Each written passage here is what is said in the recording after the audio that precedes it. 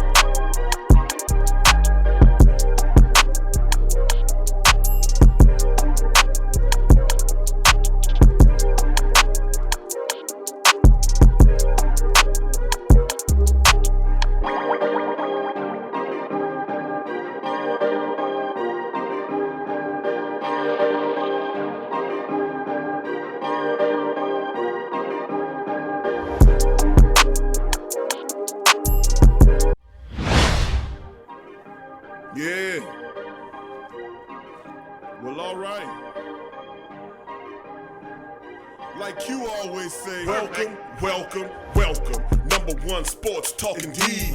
We ain't like the Falcons, we won't blow the lead. Look, all we talk is who that, who got cut and who back. Rookies and the vets, players you should look at. It's the sports coma, you don't wanna miss it.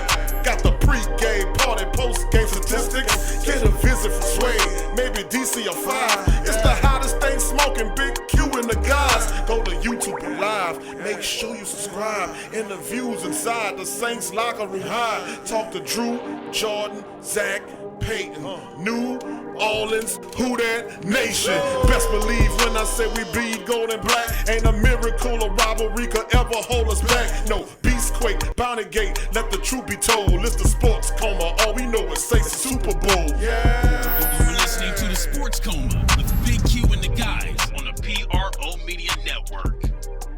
Who that family? What's going on, fam? Good to see y'all in the live stream.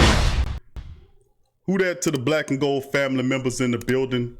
Welcome to the Sports Coma, also known as the Great Saints Think Tank, man. Who that to the beautiful Black and Gold family members in the building?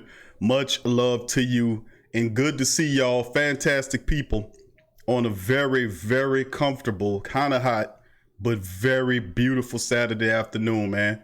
And what better way to put the cap on a fine Saturday than to talk some Saints football. If you're a Saint fan and you pull up a chair and you turn on the great Saints think tank, the Sports Coma, to talk Saturday football, Saturday afternoon football, Saints Talk Saturday. A lot going on. Who there to the Black and Gold family members in the building? Much love to you. Ella May. I hear you, Ella May. Who there to you, baby? Good to see you. My girl Tyra in the building as well. Tyra, who there to you, baby? I see you in the building as well. Hold on. Let me go up to the top. Kevin in the building. GM Kev, who there to you? Scoob, who there to my brother from another mother? Scoob. Tramal. What up, Tramal? My dog Tramal as well. 985 Live. Who there to your family? Tori Shepard Sr. What up, Tori? Good to see your family. Who there to you as well? Sufain, all the way from Paris. Good to see you in the chat as well, family. Who there to you? Much love to our international great Saint Think Tank family. Richard Good, who there to you? Richard. JT, what up, JT? Good to see you, fam. Troy Thompson in the building. Good to see you, Troy. Who there to your family? I see you. Jason King, who there to you? Jason, much love to you, my brother. Donovan Grayson, what up, Donovan? Good to see your family in the chat as well. Big ups to your diehard Saints fan. Good to see you as well. Family says, sup, Big Q and the family. God bless y'all and your loved ones. Same to you, my family. Who that to you? Pelicans Nola. Who that to your Pelicans Nola in the building as well. Shedrick Mosley. Who that to your family? I see you. Big ups to you. Damone Horton. Who that to you, Damone? Good to see your family in the stream. Derek Allison. What up, D? D says, I passed my test, bro. Well, one them for now auction. All right, congratulations to Derek Allison family. Derek Allison is a good brother, really excellent, good spiritual brother, a brother fight hard to take care of his family. I'm very proud of that brother, and I like to get the great Saint Think Tank to give Derek Allison a big who dat congratulations for passing in his auction in. Trust me, that's a big step for that brother because he is stepping his game up to become an entrepreneur, and much love to Derek for that because we got a lot of entrepreneurs in the Great Saints Think Tank. We got a lot of people out here that's entrepreneurs, and they'll tell you it's hard work, but at the same time, it's well worth it to control and to take control of your money and to take control of your time. So let's give Derek Allison a mighty who dat congratulations to my brother. Thank you, and congratulations, Derek. Who that to you as well? Dominic Evans, who that to you, Dominic? I see your family. Herwin, Mark, what up, Herwin? Who that to your family? Good to see you in the chat, Herwin. Pelicans Nola sees going down tonight, UFC 250. All right, good to you. Mark Dykes, what's going on, Mark? Who that to your family? Good to see you in the live stream as well. Big ups to you. He said, why you so late, man? I apologize. I was getting some articles together to put on here, so I apologize to you, Mark, but still welcome. Rodney Golar, who that to you, Rodney? Caribbean Cool, another international family from the island of Puerto Rico. Good to see the family members in the chat as well. Yin Grant, who that to you, Yin? Good to see your family in the building. Derek Summerfield, what up, Derek? Who that to your family? I see your family. Good to see you, man. Good to see you in the chat as well. And big ups to all the family members joining it as well. So thank y'all, man. Appreciate y'all, all the love and all the stuff that y'all do. Much love to the Black and Gold family members in the building as well. So we'd like to welcome everybody to this edition of the Sports Coma. And I always start off by saying, welcome, welcome, welcome. You're now rocking with the Sports Coma with Big Q and the guys. And we have intense, entertaining, educating, and enlightening sport talk from your favorite sports family. I'm Big Q. This is TSC Live 131. That's 131 on the TSC Live version, show number 532. So a lot of shows and counting as we continue to roll down on this episode as well. So good to see the family members in the building here in this episode. Now, in this one, we'll talk about some things as well. And of course, this past week was pretty rough for in the Black and Gold Nation. As well as a lot of stuff going out throughout the nation. And many times people, some people don't like to have a lot of what's going on in the country to kind of spill over into sports. But I find that kind of difficult to keep a glass or a line in between the two, being that they're intersected, being that the people who are part of the country and the nation, and that topic will have a way of reaching throughout all topics of discussion, no matter if you're having a sports show or a religious show or whatever you're doing. That'll be the case. But a very tough tough week for the Black and Gold Nation. It started off pretty cool, and then bam, the middle of the week, bam. Only thing I can tell you, man, is that, the Saints keep it spicy. I mean, there's always something to talk about, whether it was in the draft and how active we have been in the second layers of free agency after the draft, where we were signing guys that'll be serious role players. And then, of course, what happened a few days ago, that was a part of it. And now we're moving forward. Now that the apologies have been issued and things have been said and people have issued the apology, now it's the healing process, and it's the process, so we'll move on. We're not people that meddle around and won't stick to the same thing. Hell, it's time, once something been happening, it's time to move forward and get it. Plus, I'm solution orientated, man. I'm solution oriented. I don't fixate on the problem. If I recognize something as an issue or problem, I recognize it, then I automatically jump into solution mode. What's the purpose of just sitting there and marinating on the damn problem all day? It's useless waste of spiritual and mental resources. Then we move forward. That's just how it's supposed to be. Who that to you, the rest of the family? Okay, I see you, Mark. Mark says he's called who that from Indiana. Okay, I see your family. Good to see you. Indiana in the building. Good to see you, Mark. And who that got Dada in the building as well. Who that to you, Dada? I see you in the building as well. And who else says? I thought I'd seen somebody that was gonna give him a shout out, and I missed them early on, but I guess I didn't. Guess I got Van Ward. Who that to you, Van? I see you, Van. Who that to your family? Good to see you in the chat as well. So, I mean, in this episode of the Sports Coma, we're gonna kind of move ahead, so to speak. We're gonna cover some blowback from what happened after the apology. And also we're going to go into actual Saints talk as well. We're going to get into the Rumbling members to chime in on discussions, questions, concerns, or comments of theirs, and anything they won't get off their chest. So we don't ridicule each other here. This is a think tank. Think tank means that this is a combination of thoughts, a combination of ideas, a combination of concepts, a combination period. And together, this is mostly a football farm, but I consider it a life farm, as I also consider it edutainment. Because a lot of people love sports, and you can go anywhere to listen to somebody talk about the Saints. But I think with our signature method of doing things is that we're pretty good at in our brand of edutainment. We educate each other and we entertain each other at the same time. And I think that's such a special combination as opposed to the customarily back and forth rigmarole. You know what I'm saying? This is a think tank firm. So we respect and love each other here. That's what kind of farm this is. If you're new to this farm, understand that's what kind of farm this is. We have heavy-handed moderators that will not tolerate disrespect toward each other. I'm just going to keep it real with your family. Much love to you and thank you. Who that to you? Caribbean Cool says, interesting to see what Drew does in week 1 during the anthem. Good comment there, Caribbean Cool. We're going to see exactly how it shapes up. But it's a lot of time between that point in where we are right now. It's a lot of time. And remember, we'll see. This dude loves to work. He works harder than most. That's why he's one of the best at what he does. That mentality translates to everything you do in life. It's just not an accident that you got a hardworking person that's hardworking in one aspect, but not in the other. Usually, if you're successful, you carry that mentality in all phases and levels of your life. And I think that's a part of it. So a lot of time between that point and now to see exactly what kind of layers or steps will be made. So, good statement there. Appreciate you, Caribbean Cool. All right. Big ups to you. Travis Daisy, I see your family. Who that to you? Travis Damone Horton, once again, who that to your family? Good to see you chiming in as well.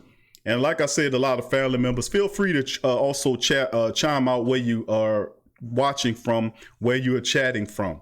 Because I like to get, I know most people's homes or where they, home areas or cities or states on which they come from. But if you feel free to want to just put your home where you come from, your state, your city, that's all gravy with me. All right, family, the next move, like I said, we're going to keep it moving, family, and we're going to talk about a few topics of discussion in no particular order, but this will be a lineup as I'll show them to you. We'll start with news item number 1.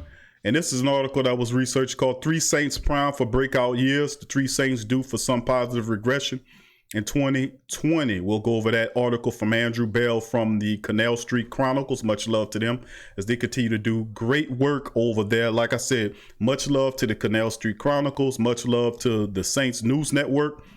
and several other media Saint resources site that I like to frequent. Also, the whodatdaily.com is a pretty good resource as well.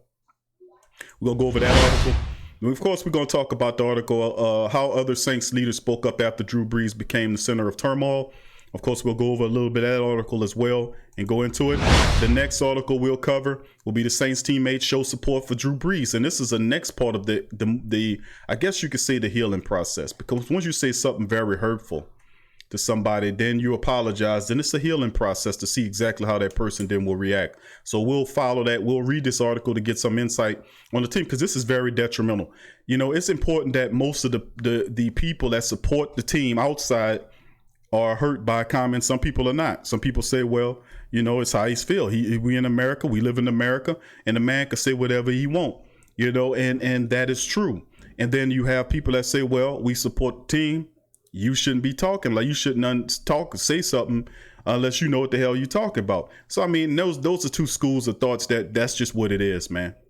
But he said what he said. He apologized for it. He gained insight for it. And we'll read this article from the Saint teammates showing support for Drew Brees moving forward, because this will be important of how he regains the mindset overall of his teammates moving into the season. This will be dire. And of course, another article we have from ESPN, from NFL.com, is what the Saints must do to come together after Brees controversy. Like I said, so on the show, of the Wednesday and Thursday shows, is that this can become a galvanizing moment for the Saints organization. This can actually be a galvanizing situation to help this team forge itself together and move forward, or it could destroy the team. It's either one or the other. It can galvanize or it can destroy. It can just disintegrate. So we'll get into this. We'll look at this article and get some insight right there. And then, of course, the final article we'll cover is updated 2020 Saints salary cap space after the latest roster moves, which kind of gets us back into the business of football and gets us back into the salary cap, looking at the roster moves and getting an idea where we at monetarily speaking. So just to let you know, that's what's on the docket for today. It's a mix of stories, but I think it's fitting. I think this is a good roster of topics to talk about on today's show. Kevin says, I'm tuning in tonight. Q, it's been 3 months since we've talked about the Pels. Yes, sir. We're doing the Pelican Postgame Report tonight at 9 o'clock on the Pelican Postgame Report channel on YouTube. If you are a Pelicans person or like NBA basketball, we do a Pelicans broadcast called the Pelican Postgame Report on the Pelican Postgame Report YouTube channel. So please feel free to subscribe so you catch all that content as well. And we're just as passionate as we are with Saint topics that we are with the Pelican topics. So we'll have DC, who usually is our contributor. We'll have DC on the line, and also we'll take calls from other people, questions on the team and what their thoughts is on the Pelicans moving forward. The idea with the NBA has come across finally of what they want to do. We'll discuss all that and then some. So we'll move into that discussion. Thank you, Kevin, for that. Smokeless YT, who that? Good to see your family from Philadelphia. All right, chiming in for Philly. You and my dog Scoob up there. Okay, Tori from Laplace. Okay, thank you, Tori. Much love to you, family. Donovan says, live in Slidell now, born uptown from Third Ward. Grew up on the West Bank in Marrero. Okay, Donovan. Wow. Okay, I was born and raised in the Lower Ninth Ward, across the canal, CTC. Moved to the West Bank, Harvey. Went to school in middle school at Marrero Middle, Ellender. Then left, went to the east, went to the school, Sarah T. Reed, Fantasy Williams. We was all over the goddamn area, man. Come to think about it, we was all over the city moving. And I don't know if it was, I think a portion of it was economic as well, but it was just what it was. We moved all over the damn place. So I'm quite familiar with Marrero. Had several businesses in Marrero after Katrina. So it's a great area. A lot of great people over there. So thank you for sharing that as well. All right, fam, let's get into the next portions of the show, as well as we move into the discussion. Who that to you, Tyrone Jones, good to see you. And please hit the like button, family. Upon entry, hit the like button. Sports Talk 365, what's good, family? Good to see you in the chat as well. Much love to you. And Jay Giggity, who that to you? Angelo Wilson, who that to you, fell. He says, I am in West Africa watching you Live, I love the New Orleans Saints. Angelo Wilson, who that to you? Angelo Wilson from West Africa, from the homeland, baby. Good to, hey family, we have our international family in the building, the Great Saints Think Tank. We already knew we had people in Australia, we have people in Europe, we have people in the island, we have people in Canada, people in Mako, we have people all over the place. Hawaii, we have them all over the place, and Africa is included in the family as well. So much love to Angelo, way out in West Africa, watching the show. Wow, man. That's just absolutely awesome. Caribbean cool and Sufayen, great, our international family. Much love to y'all and welcome and thank y'all for joining us. Okay, family, and not just our international family, but all the great and beautiful Black and Gold family members throughout our country, the United States as well. We are all one family, so welcome and much love to us here. Okay, now the first topic I want to talk about, family, is of this one that's on the screen currently, the 3 Saints primed for breakout years, and I'm covering these subjects in no particular order, okay? No particular order.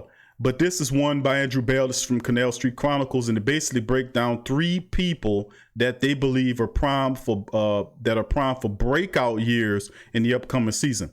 Now I'm gonna start reading, and I mentioned every season there are 3 players who came out of nowhere to surprise the fans, contributing to their success more than a previously expected based on past performances. Like the Wyatts, there are players who underperformed compared to assumed expectation.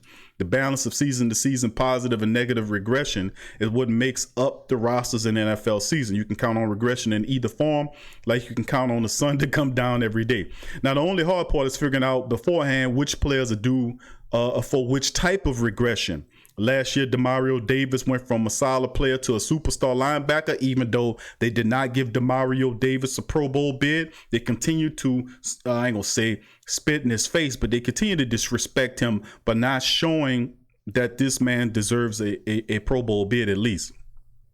Now, the year before that, Ken Crawley went from an up and coming corner to looking like an undrafted free agent that he really was. Now, he shined and he overachieved and then went back under. And then it showed me that in most things in life, that if you are like, when you're a cornerback, you out there on that island and you're not fundamental, you're going to hear not only from the coaching staff, but you're going to hear from the players. And I'm not talking about the players in the stadium. I'm talking about the players on the football shows like mine and the radio shows and then articles from writers as well.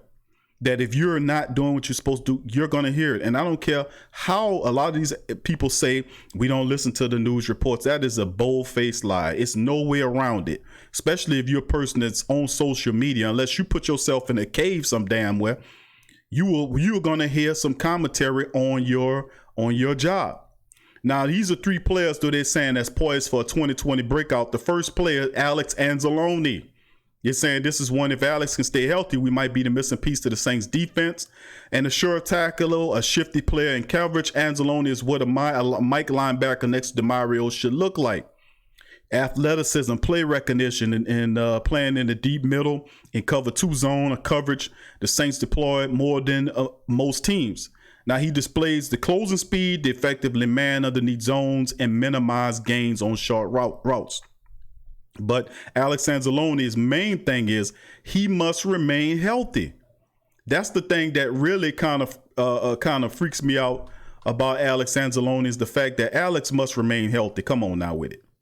He got to play and he got to maintain a certain amount of just being out there playing, and just his best ability is availability. Bottom line, he's one that they mentioned. They're saying that he can have an outstanding step up. As well, due to his shoulder injuries. The closest thing to a full season that he's had was in 2018, where he played well, 487 regular season snaps. In those snaps, he posted an overall of Pro Football Focus grade of 70.5 and allowed 18.1 yards per reception on passes thrown in coverage zone. Now obviously the wild card here will be his health, but I'm willing to take a risk on his talent if he can stay off the injury reserve and have a breakout year in 2020. It's also a contract year for Alex Anzalone, and we've been seeing him hurt all this time, and he has to show that he's beat the injury bug above anything. Next player behind Alex Anzalone on the 2020 breakout list, Marshawn Lattimore. For some, this may be a bit confusing. They're saying, but he's already been established a true number one cornerback. But they're saying, can he break out to the next level? Which would be interesting. And they said he lived up to his expectations. He's lived up to his expectations. Some people saying that he's not as good as they anticipated. He's still a young cornerback with a lot to learn. But his mentality, he has the talent, he has the speed, he has the intelligence. And the thing is, he can get a hell of a lot better. But we've been starved in New Orleans secondary of what we consider a lockdown cornerback. And it's a refreshing bit of air to have Marshawn Lattimore there, who's not afraid to get the top player and take their ass out of it. I'm just saying, you've got to have that mentality that I'm a shutdown cornerback and I want the best guy out there. And people say, well, Q, he got handled by guys like Julio Jones. Well, he played Julio Jones really well. He shut Mike Evans out. You know, he might have got burnt by some of the Vikings DBs, but he's, like I said, he's still learning and he's still going to get better. I still say you're going to see the very best of him coming up next year, barring injuries. But boy, I'll tell you what, how good this kid is. If he's not out there, look how the Saints secondary really looks without him. Then, of course, the final player on the list is Andrews Pete. They talk about Andrews Pete, but they're saying Andrews Pete is also a guy that they believe is due for a breakout. And I've said this before, but they're saying the last 2 years have been pretty bad. I'm not even going to bring up the PFF grades. I won't see pretty bad. But he's been locked with some of the worst plays possibly, like he got beat by Aaron Donald. That led to the play that hurt Drew Brees. That was a really opening play. And he gets beat periodically. But the next thing you need to look at when you talk about Andrews Pete is the fact that the Saints believe in Pete to the point where they gave him that big stupid contract and made him like one of the top paid offensive guards in the league. 5 years, $57.5 million is a lot of money.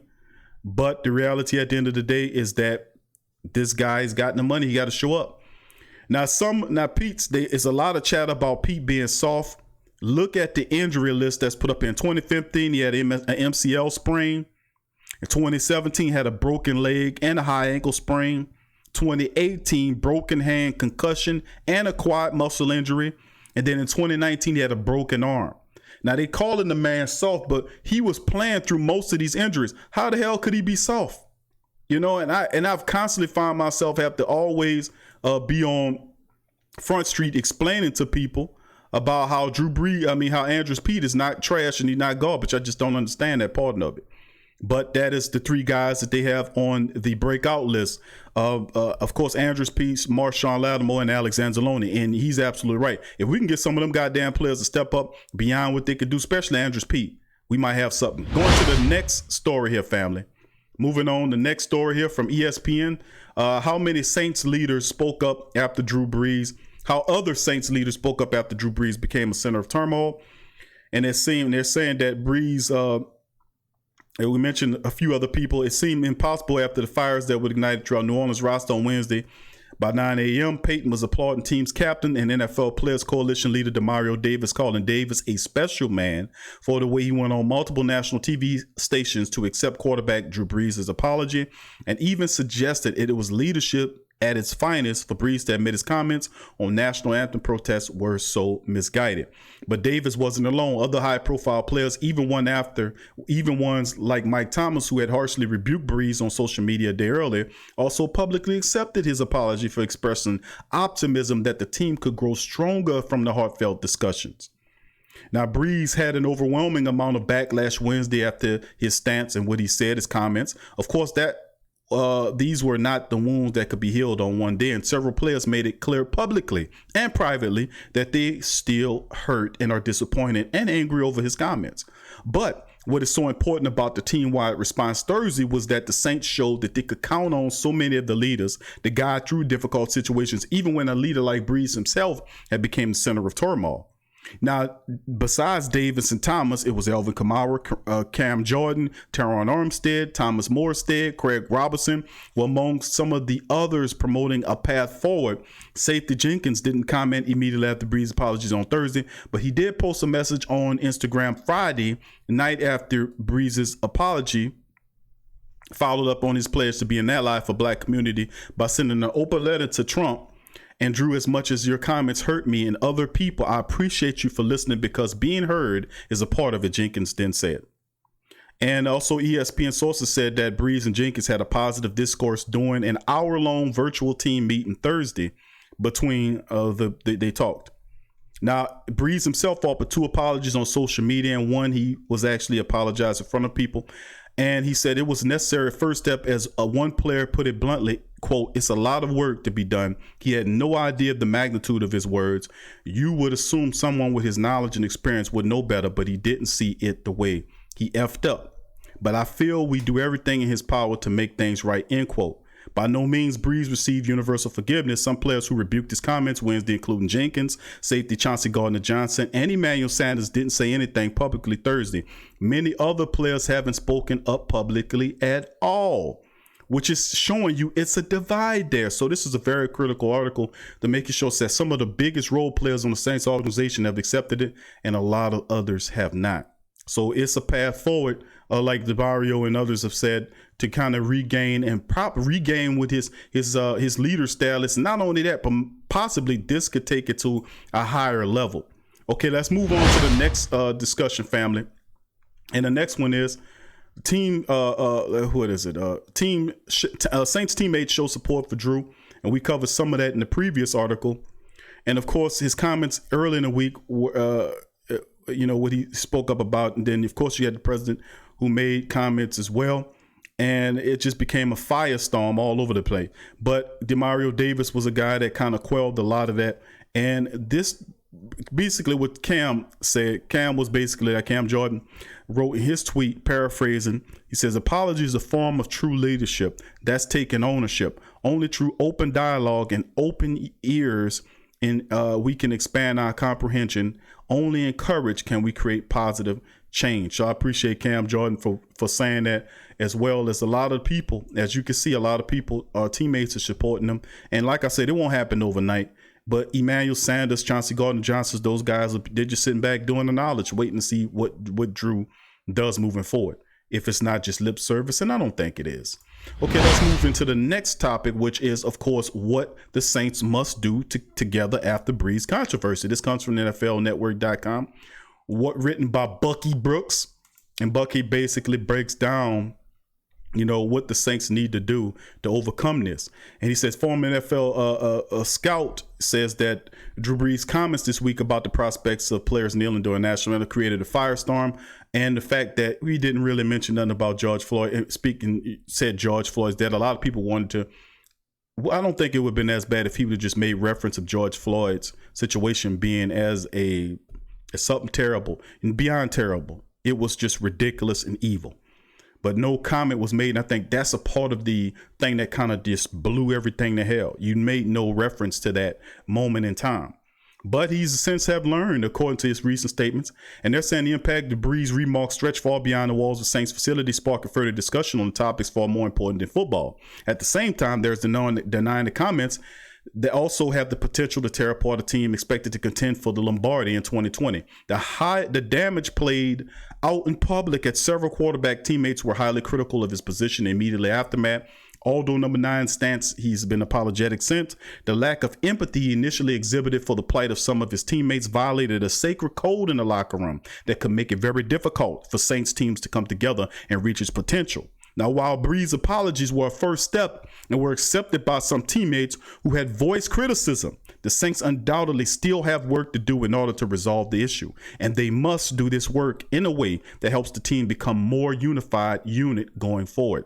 Now, after taking the development with a few coaches and executives in the NFL, I've come up with 3 things that need to happen for Saints to move past the controversial comments from their 13-time Pro Bowl quarterback. Okay, this is Bucky Brooks' suggestions, 3 of them. Number 1, Sean Payton has to get out in front of the issue. Whether a crisis strikes a football team, the head coach must address it immediately and have a plan to move past it. Payton undoubtedly recognized the potential of this issue to divide his team. To avoid the complete fracture of the squad, he must have a series of team meetings that feature upon open and honest dialogue from every member of the team.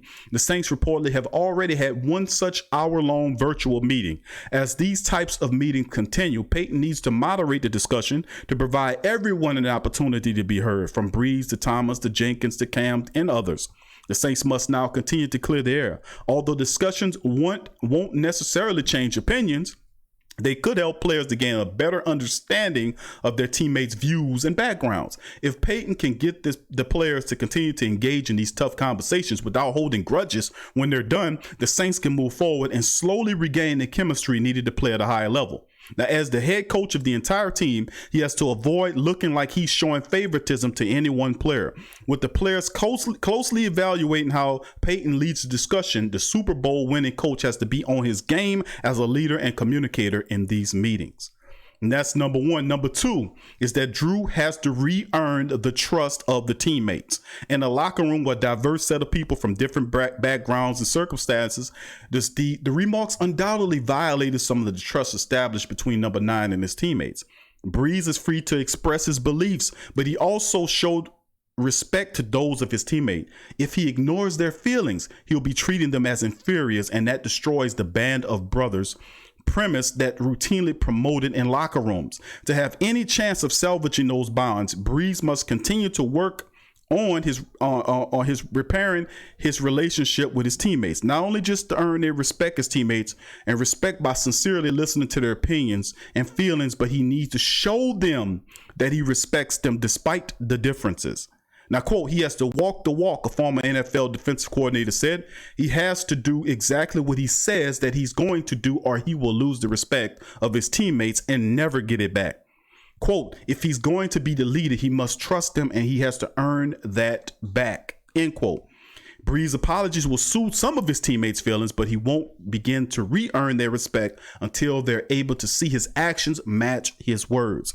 This is easier said than done, but Brees can mend his fractured relationships with his teammates by working harder to understand them and their differences. Number 3, and the final one, the Saints and other leaders must step up to keep the team together. Saints will need veteran leaders like Jordan Jenkins, Malcolm Jenkins, Thomas, Davis, DeMario, Elvin Kamara, and others to keep the team together during the crisis. The squad leaders were the first to call out Brees on his missteps, but they will also play a key role in helping number 9 reestablish his stature on the team.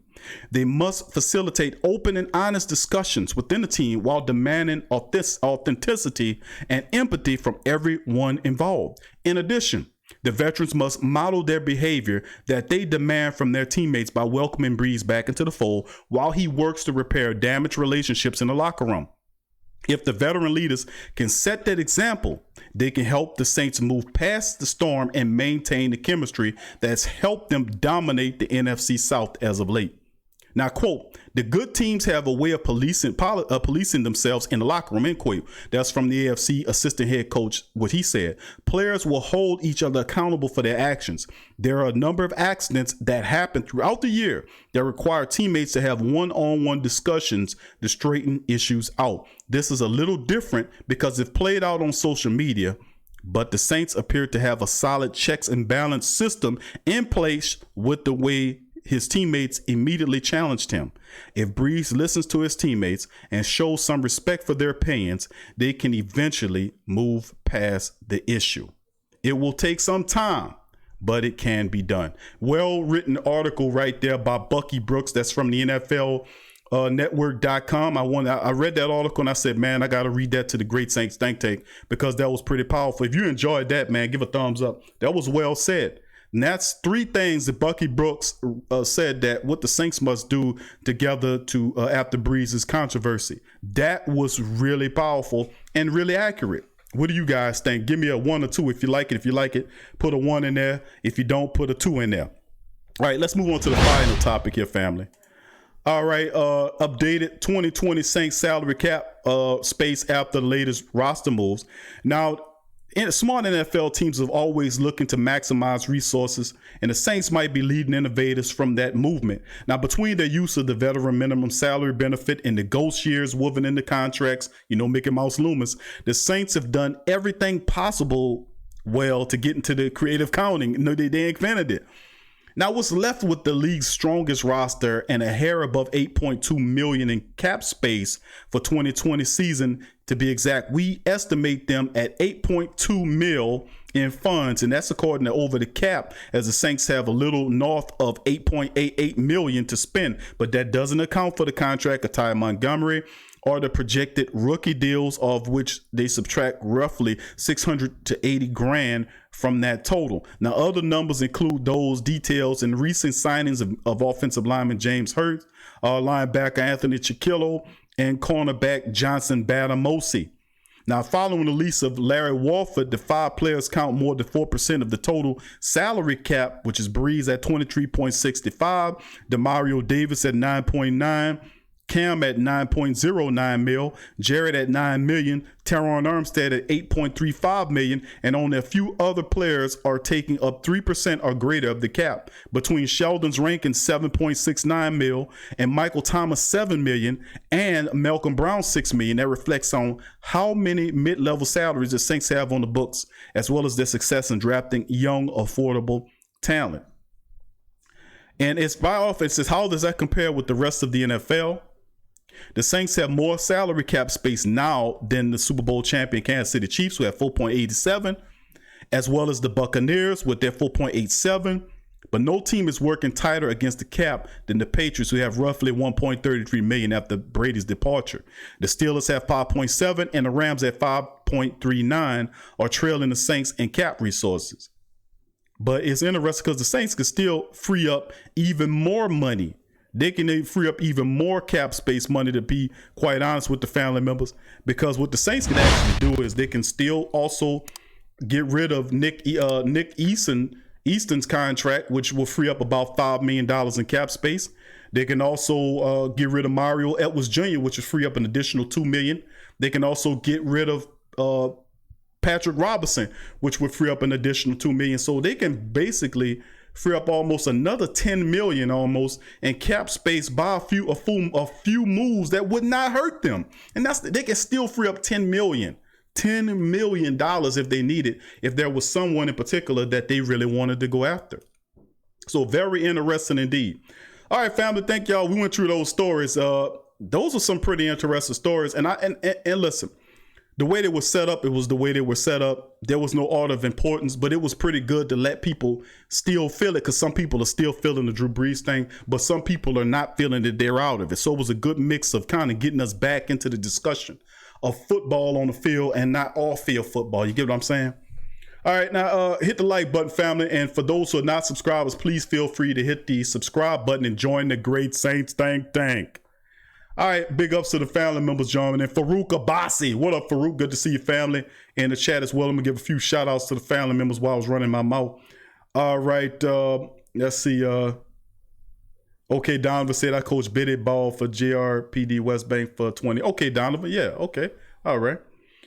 Let's see here. I think I said Tory James. Who that to you as well. Caribbean Cool said I think everyone will be surprised with Chauncey Gardner-Johnson. Thank you, Caribbean Cool, for that. Let's see. Killer the Score 74 says, yes, Chauncey Gardner-Johnson will be great. Who that to you as well. Let's see who else we got there chiming in there. Farouk Abassi says, resigning Pete tells me that the Saints are going to pound the rock. The reformation of the Saints interior line, bringing Andrews Pete back to rev his game up, take himself to the next level. And remember, a portion of it too, people got to equate, is that James Hurts represents a lot of stability for Andrews Pete. Because the problem with, I think Pete could have been a lot better than he's been at the left guard position had every time Teron Armstead had gotten hurt, they kicked Pete out there to play the tackle position. Now with Hurts there, Pete could stay where he belongs and get better at it. He was the only player that people would do that to. He would swing out the tackle. And I just don't understand what people who don't like Andrews Pete don't give him any credit. If you were left alone to play one position your whole entire career, you don't think that they could have been something?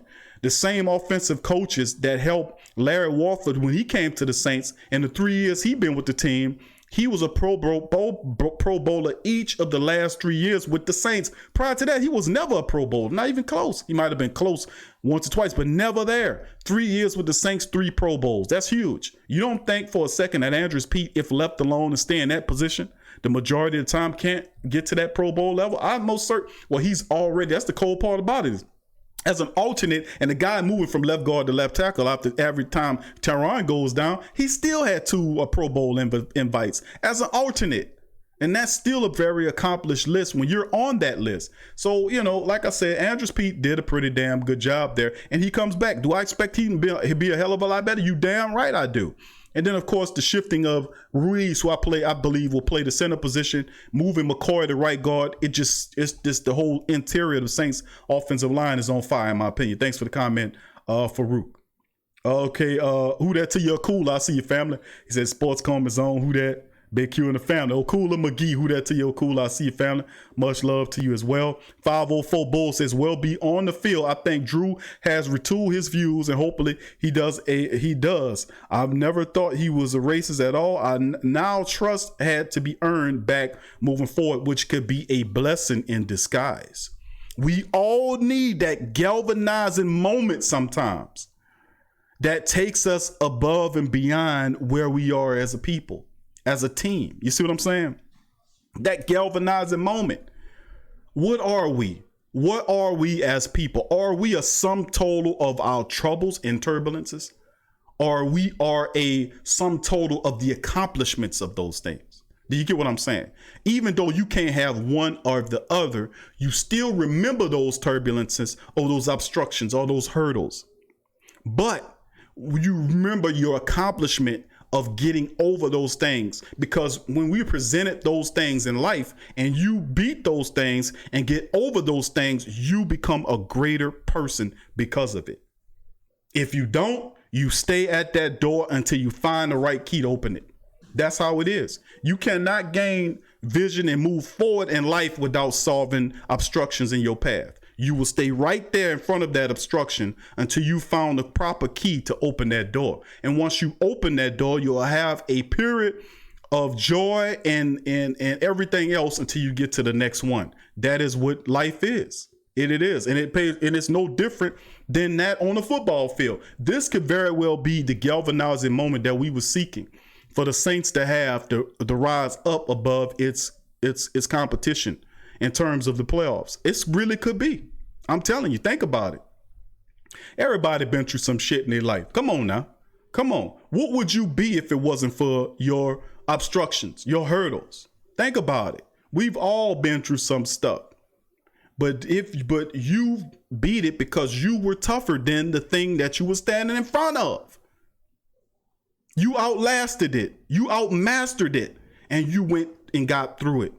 If you didn't know nowhere else, just pure outright stubbornness to quit until you found a way to beat it. This is no difference than any obstacle we face as individual or as a group, because there are things that you have to solve as an individual that you can't solve as a group.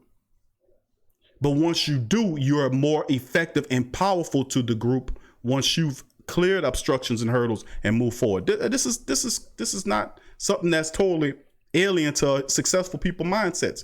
Read some of the successful people books. Ask some of the successful people in the chat. We have bunches of them in the chat. Derek Allison was successful in the obtaining of his auctioneer license, and as well. Derek, who got up there with the ministerial school, with their theology school, and got his stuff taken care of. School runs a successful business. Tyra runs a successful business. And so Till and the rest of everybody, ask the successful people the mindset of overcoming obstacles and hurdles in your life. I'm telling you, it's what it is. All right, let's keep it going. Gundam, who that to your fam, said the guy hates the Saints trying to sow dissension and discord. Gundam says, Scoop, it's all good, but we want the Saints to stand together. These are challenging times, no doubt about it. But that's how you get somewhere. That's when you get somewhere in challenging times. Trust me on that. Boss Hog, who that to you? I see your family in chat. Kevin McKnight, who that to you? Thank you, family, for your comments there as well. Wow, the screen just jumped on me while I was reading y'all comments here. Let's see if I can tool back here. But much love to all the family members tuning in there as well. Let's see who else I missed. Jonathan Wilson. Okay, Jonathan. Jose. What up, Jose? Good to see you, family. Jose Calderon in the building. Good to see you, my family. Inevitable Expertise. Good to see you in the chat as well. Who that says, who else thinks Rodgers is a sucker to come out immediately after Brees to make a statement? I thought it was a weasel move by him. I feel like he was trying to one-up Brees to make himself look good. Thanks for the comment, Inevitable, and the rest of the fam. All right. All right, family. Now that was some of the comments that the stories that we went over. 5 really interesting and I thought really thought provoking, especially the one from Bucky Brooks when he basically was breaking down 3 things the Saints need to do to get past it. I thought that was a pretty rock solid article, man. I ain't gonna tell you no different.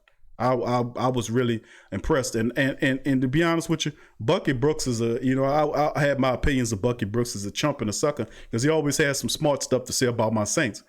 But I have to give a man credit when credit is due. That was a pretty rock solid article by Bucky Brooks, and I got to give him some credit for that, man. Okay, 504 so well said, Big Homie. I just found your channel and now I'm sub. Thank you, 504 Bull. Who that to your family? Thank you for joining us and joining the Great Saints Think Tank family. We are a passionate group of Saints family from all over the world, and we welcome you here to the Great Saints Think Tank. Thank you, 504 Bull, and welcome, family. He said, "I'm hyped. Cam Jordan, Color Rush came today. Okay, I can't wait to pull it out." And the freshest Saints fit. I got you, fam. Thank you for that. Dallas Allen, who that to you, Dallas? He says, been a hell of a week, y'all. You said it, family. Van Ward says, I think Drew will play harder than ever this year. Oh, no doubt about it, family. That's what I'm saying. With this woke, just like waking you up. Just like you're sleeping and somebody just come up and slap the piss out of you with a cold hand. Just wake your ass up. I think this is what it is. This is a slap to the face, and this definitely is going to make the team, in some perspective, stronger. And I don't think they'll be weaker. Knowing the Saints roster, I know what the locker room the Saints have is nowhere in the world that Drew. You don't earn the respect of that locker room by being a chump and a bum. The Saints locker room don't play that. They're strong enough to keep out the weasels. And we got Malcolm Jenkins here, and Malcolm Jenkins is loved because of his previous stint before he became so socially aware. But Jenkins is a guy probably out of that entire locker room, outside of what Drew saying, we got to watch Drew's action. But outside of Jenkins, the way he came out on Drew publicly, and just you can't tell people how to react to shit. You know, how he reacted is how he reacted. But I would have thought that he probably would have called him. I'm pretty sure he got his cell phone number and called him and said, man, what the hell are you thinking about? You know, that's how I would have checked him. I got your number. I'm going to call you. Drew, what the hell wrong with you? What's going on over there? Well, you know, I was feeling this and that. Well, you're his teammate. But, you know, like I said, not like I told another family member, we got to keep an eye on the whole situation. All right, let's keep it going here. Revolt says, all right, who that Revolt control in the building? He says Rogers is right on time. I'm glad he did it. Shame the devil. Thank you, Revolt. Appreciate you. All right. Yep. Jose agrees. He says this should galvanize us. Tyra says that galvanizing moment giving on that sense of urgency. Ain't no joke. It could keep you on your toes. No doubt about it. I think this is that moment, family. The Saints been sleepwalking pretty much in the playoffs the last 3 years. This was a slap in the face in reality to force the leadership of the Saints to work harder and higher levels to work together, man. This will galvanize the team because the team has a strong locker room. This will definitely galvanize the team. All right, family, let's go into it. Now, I got the live lines open, family, for people who want to chime in. Thoughts on the articles that was covered. You have the opportunity now to get into it. We just under 55 minutes into the show. The live lines is open 504-475-4482, 504-475-4482, 504-475-4482. Live line is open for you to call in and get your thought process on. Let us know here at the Great Saint Think Tank how you feel about some of the topics that were covered. The fact that the Saints dealing with that they have over $8 million, close to $9 million of cap salary, of salary leave right now. And then they can actually tack on an additional $9 or $10 million, which is 3 moves to add if they want another player out there. Before, Drew said what he said to create the uproar, the Saints' other news was the fact that they were looking at guys like Jadeveon Clowney. Could that be on the table again now that we're starting to move forward on the comments that were said to a better team, to being stronger and more collective, a better focus-centered and more compassionate team? What do you think? 504-475-4482. Call in and chime in. Okay, Dallas says not gonna lie. Drew got a couple of points back with the response to Trump. Drew knows he has a long way to go. This one can't be earned on the field, but still have to get better. Thank you. Good, honest comment, Dallas. Appreciate your comment. 504 says, I'm not going to lie, fam. This jersey is excellent. The color rush is fire, man. Color rush. I just wonder one day if the Saints will be able to change their helmet. You know, instead of the black and gold helmet, have an alternate helmet. I guess NFL hasn't do that yet. But, you know, it'll be interesting to see them have an alternate helmet in too that they use. That'll be fire too. All right, family. 504-475-4482. 504-475-4482. The live line is open and ready when you are for the call. Another thing that's interesting too, when you talk about the team dynamic overall, when the leaders Jenkins or Cam Jordan, Teron Armstead, those guys step up and said and willed it in favor of the team. We all knew going into this thing that the Saints were a clear-cut favorite. The way the administrators were moving, signing players, Hurst, the signing of Hurst, the signing of Ty Montgomery, the signing of Chiquillo, the signing of Jameis Winston, the signing of these players, period, is one of the main reasons why a lot of people was kind of really feeling what was going on, because the Saints addressed, like early on, it was just really Malcolm Jenkins and Emmanuel Sanders were really the only two other guys that the Saints actually signed to play on the team. Jenkins had some familiarity before he took 2 contract stints with the Philadelphia Eagles. But prior to that, he's a very unknown commodity in New Orleans as well. Even gets his 27 back from Dwayne Washington. So it'll be interesting, I think, when you bring in Emmanuel Sanders, who added it into the mix as well, is that you had him and Jenkins come back and both represent very weak areas, I believe, because Von Bell was okay at what he did. But I think Jenkins' experience of looking at what he sees on the field will help a lot of the guys back there from an experience perspective. Plus, all of that history of being in the playoffs and playing in those pressurous situations. Emmanuel Sanders and Malcolm Jenkins improves the Saints in the playoffs. That's one of the big ways I like them, is because they'll bring a veteran, soothing, calming influence in playoff times. If you remember the Minnesota game, and I know most people don't, but if you remember the Saints were arguing and fussing on the sideline, do you think Malcolm Jenkins and Emmanuel Sanders will not stop that from happening? Of course they'll get in there and cut that shit out. They'll stop it. But then in the second layers of free agency after the draft, the Saints got even more funky with it. They brought in Hurts, who will start behind Teron Armstead, who can also play guard position. They also came in with Chiquillo, who is a guy that could spell doom for Craig Robertson. He could play special teams as well as be a situational pass rusher. And like I said, when you got guys like Anthony Chiquillo, reminds me of guys like Mike Maltese, Scott Chanelay, and people like that, because, or, Nate Stupar, guys that come in from special teams from other places and get an opportunity to play on the team and make an impact. Watch out, Chiquillo could be that guy. And then you look at the fact that the Saints did bring in Ty Montgomery, who fits everything that the Saints were doing in terms of having a perfect running back guy behind a Latavius Murray and a Elvin Kamara. Ty Montgomery can run like he's a tough runner. He's a wide receiver with a running back's mentality.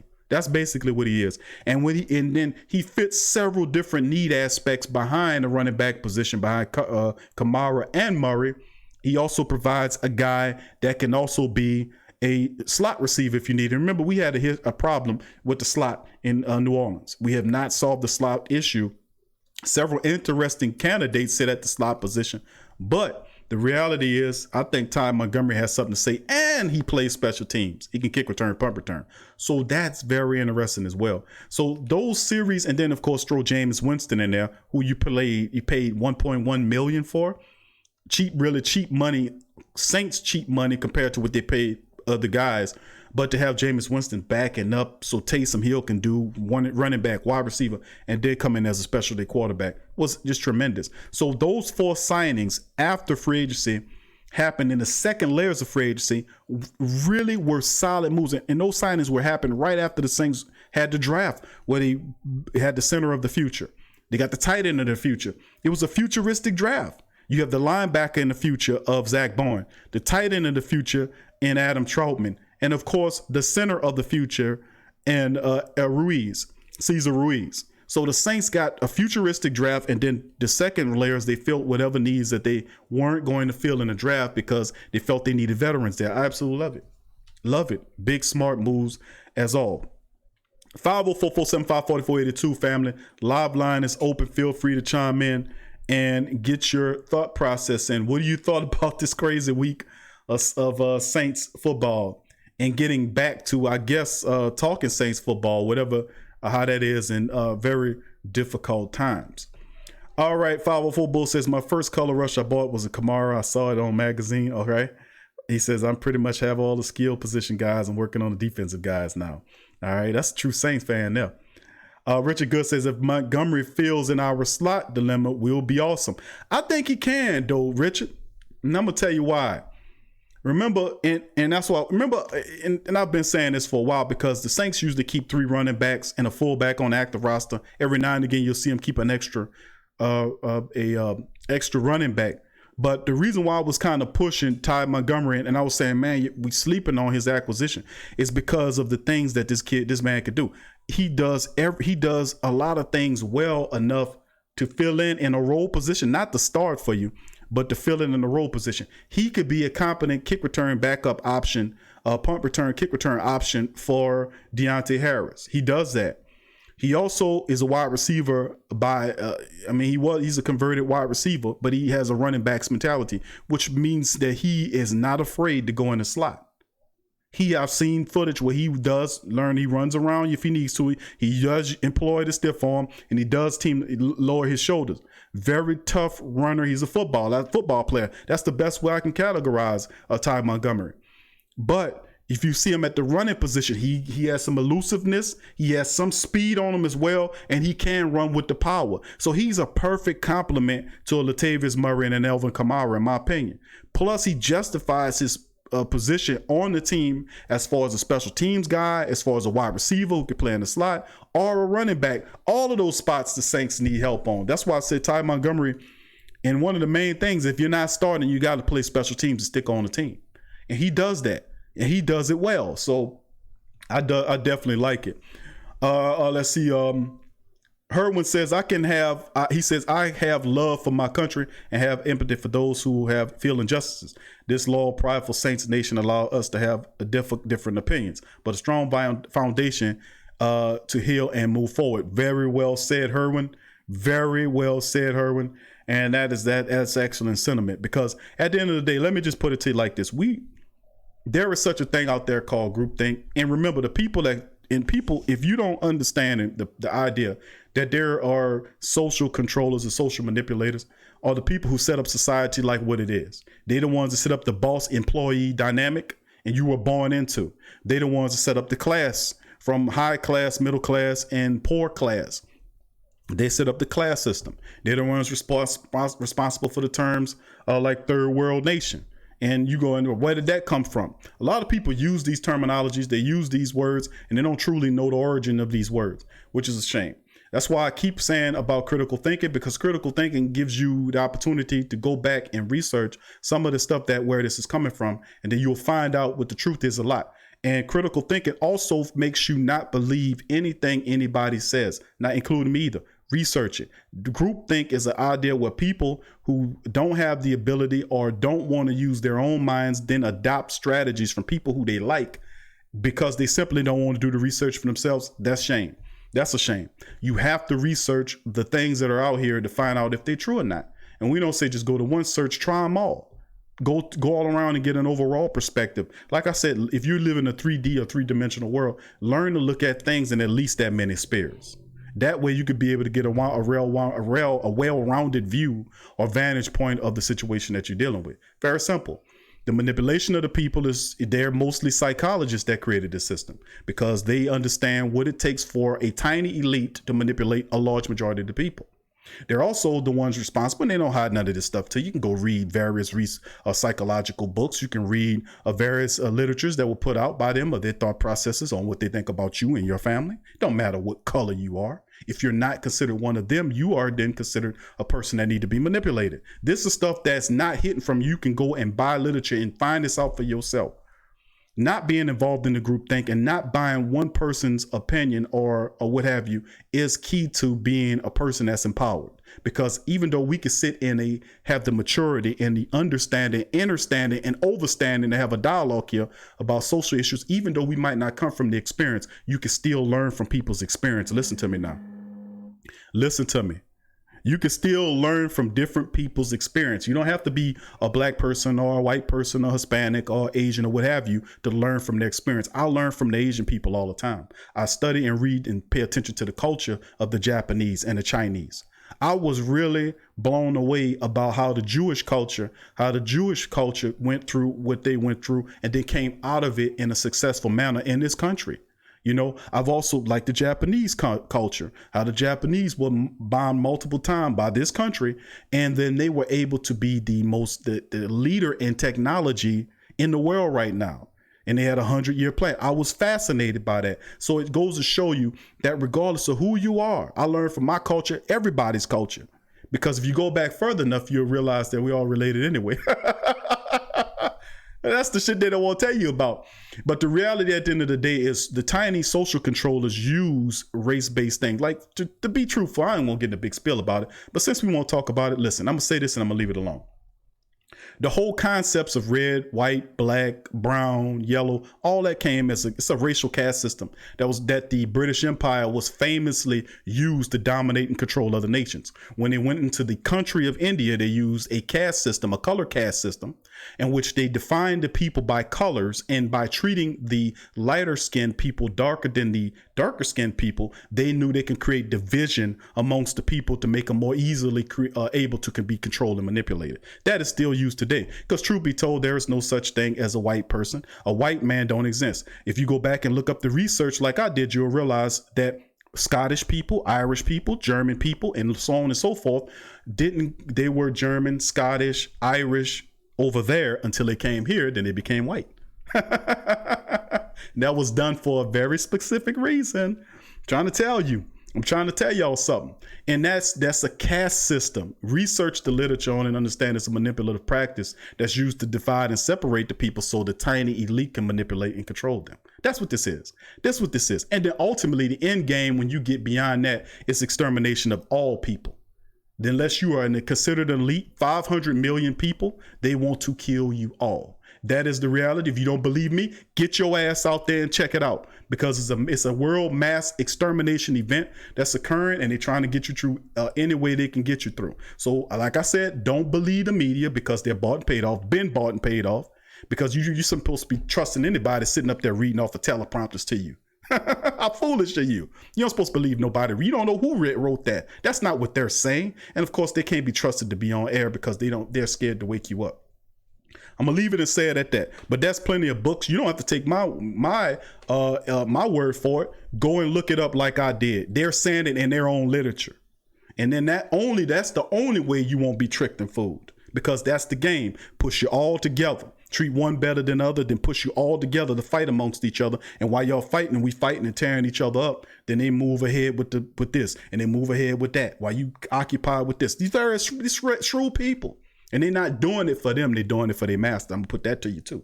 And that's also in their literature. So I mean, listen, man, don't play no games with me. I know what time it is. Go out and find out for yourself if you don't know. If you don't know what I'm talking about, you go get some books on it and go read. Please do. And go buy some books. Don't just sit up here and go online. Go buy an actual book, because they can strip down whatever they want online. If it's electronic, they can pull it down and act like it never existed.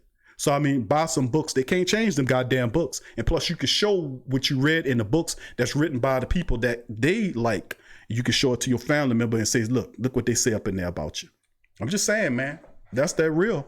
That's that real. You ain't gonna hear Saints so talk about that, but that's the point of why I keep saying that we are indeed a family and that we need to work together, regardless of these differences.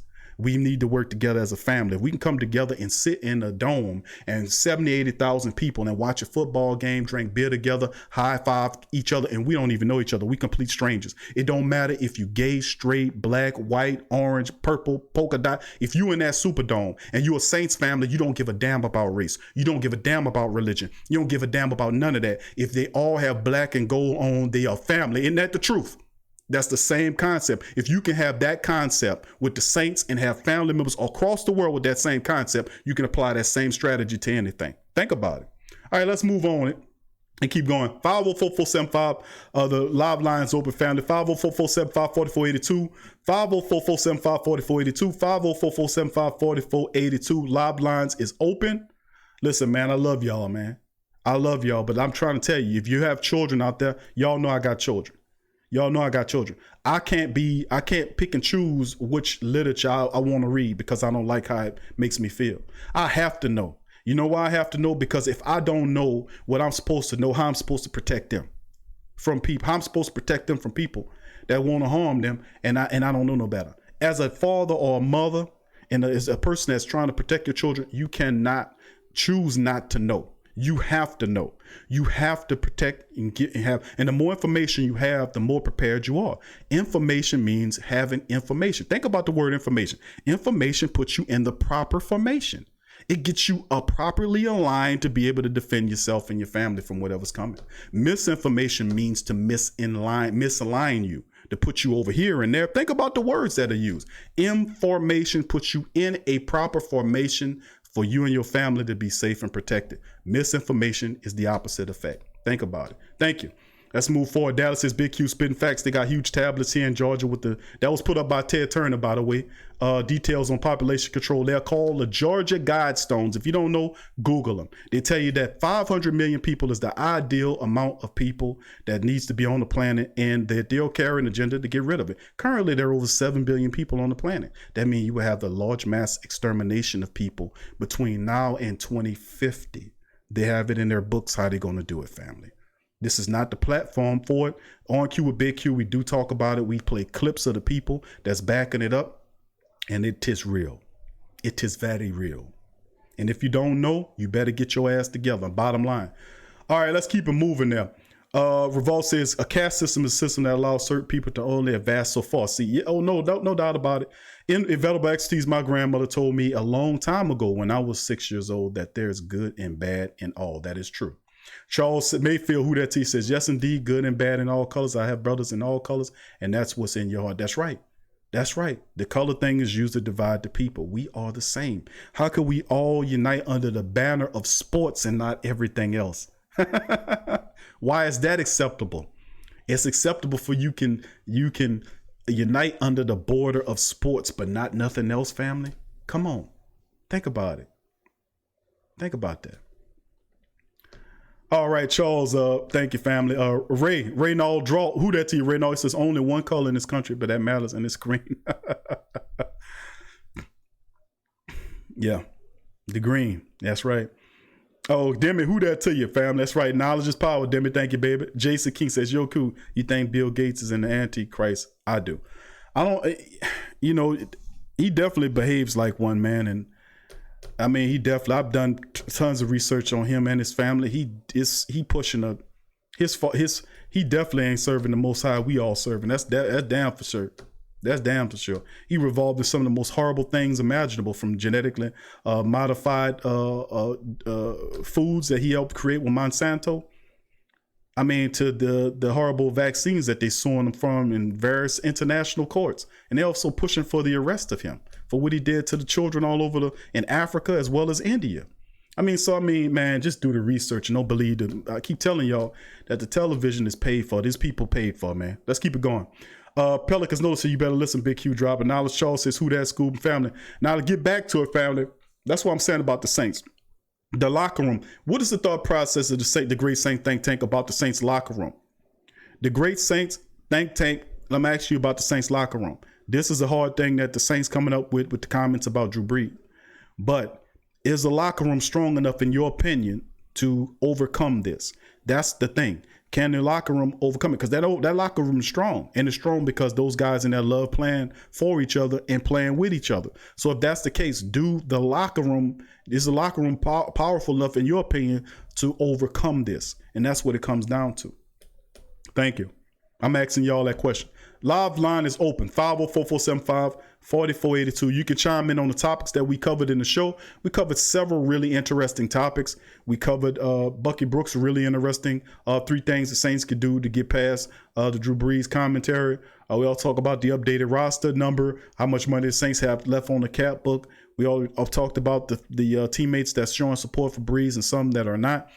And we also talked about other topics pertaining to the Saints as well. So what do you guys think about some of the topics talk and this past crazy week of things that we went through as a fan base, as a family base? A lot of really interesting things we went through this thing. A DLP says, yes, BQ, they have good people in the locker room. Yes, sir. No doubt about it. I appreciate it. Chelsea, I think we're going to be solid, bro. I'm talking incredibly Hulk strong. I think you're right on that. You know, Sufayan says, as a Muslim, we know how to revolt against occupation, but nobody hears us. Thank you, Sufayan. In the locker room is awesome. The locker room is awesome.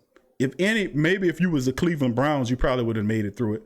But I always go to that's my little hit you with this. The opposite of the Saints is the Cleveland Browns. Maybe the Cleveland Browns couldn't make it through it. But the New Orleans Saints, man, I'm telling you, this could be a blessing in disguise in many different ways. Just saying. Jay says, yes, we will overcome it. Our locker room is the strongest in the league, second to none. Thank you, Jason. And I agree with that. I think the Saints locker room is very strong. And every now and again, you'll need a little push or something to happen that push and galvanize them stronger.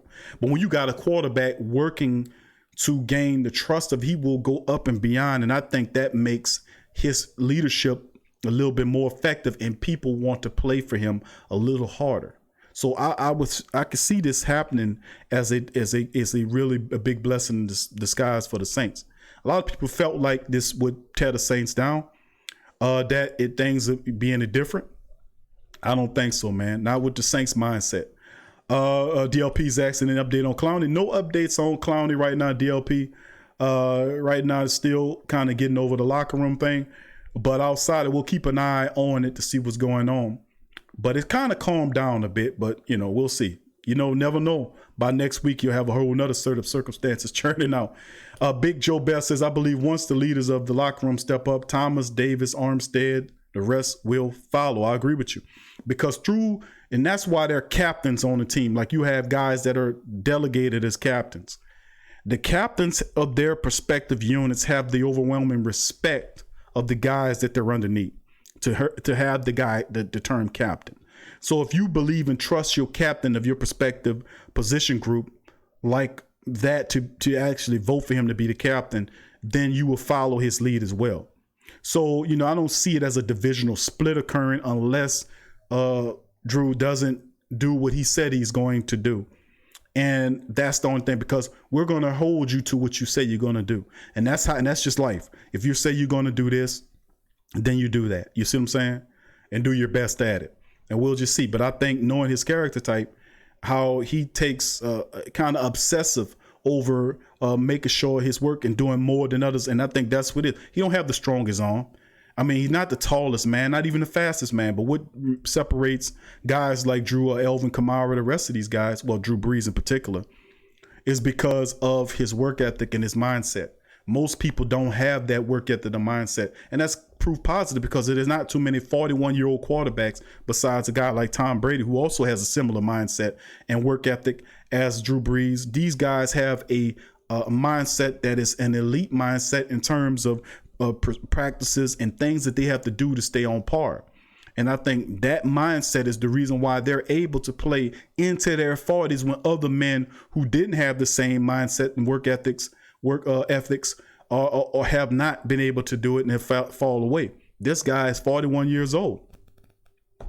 So we'll see. Tyrone says, yes, it can, and will be great locker room. Thank you.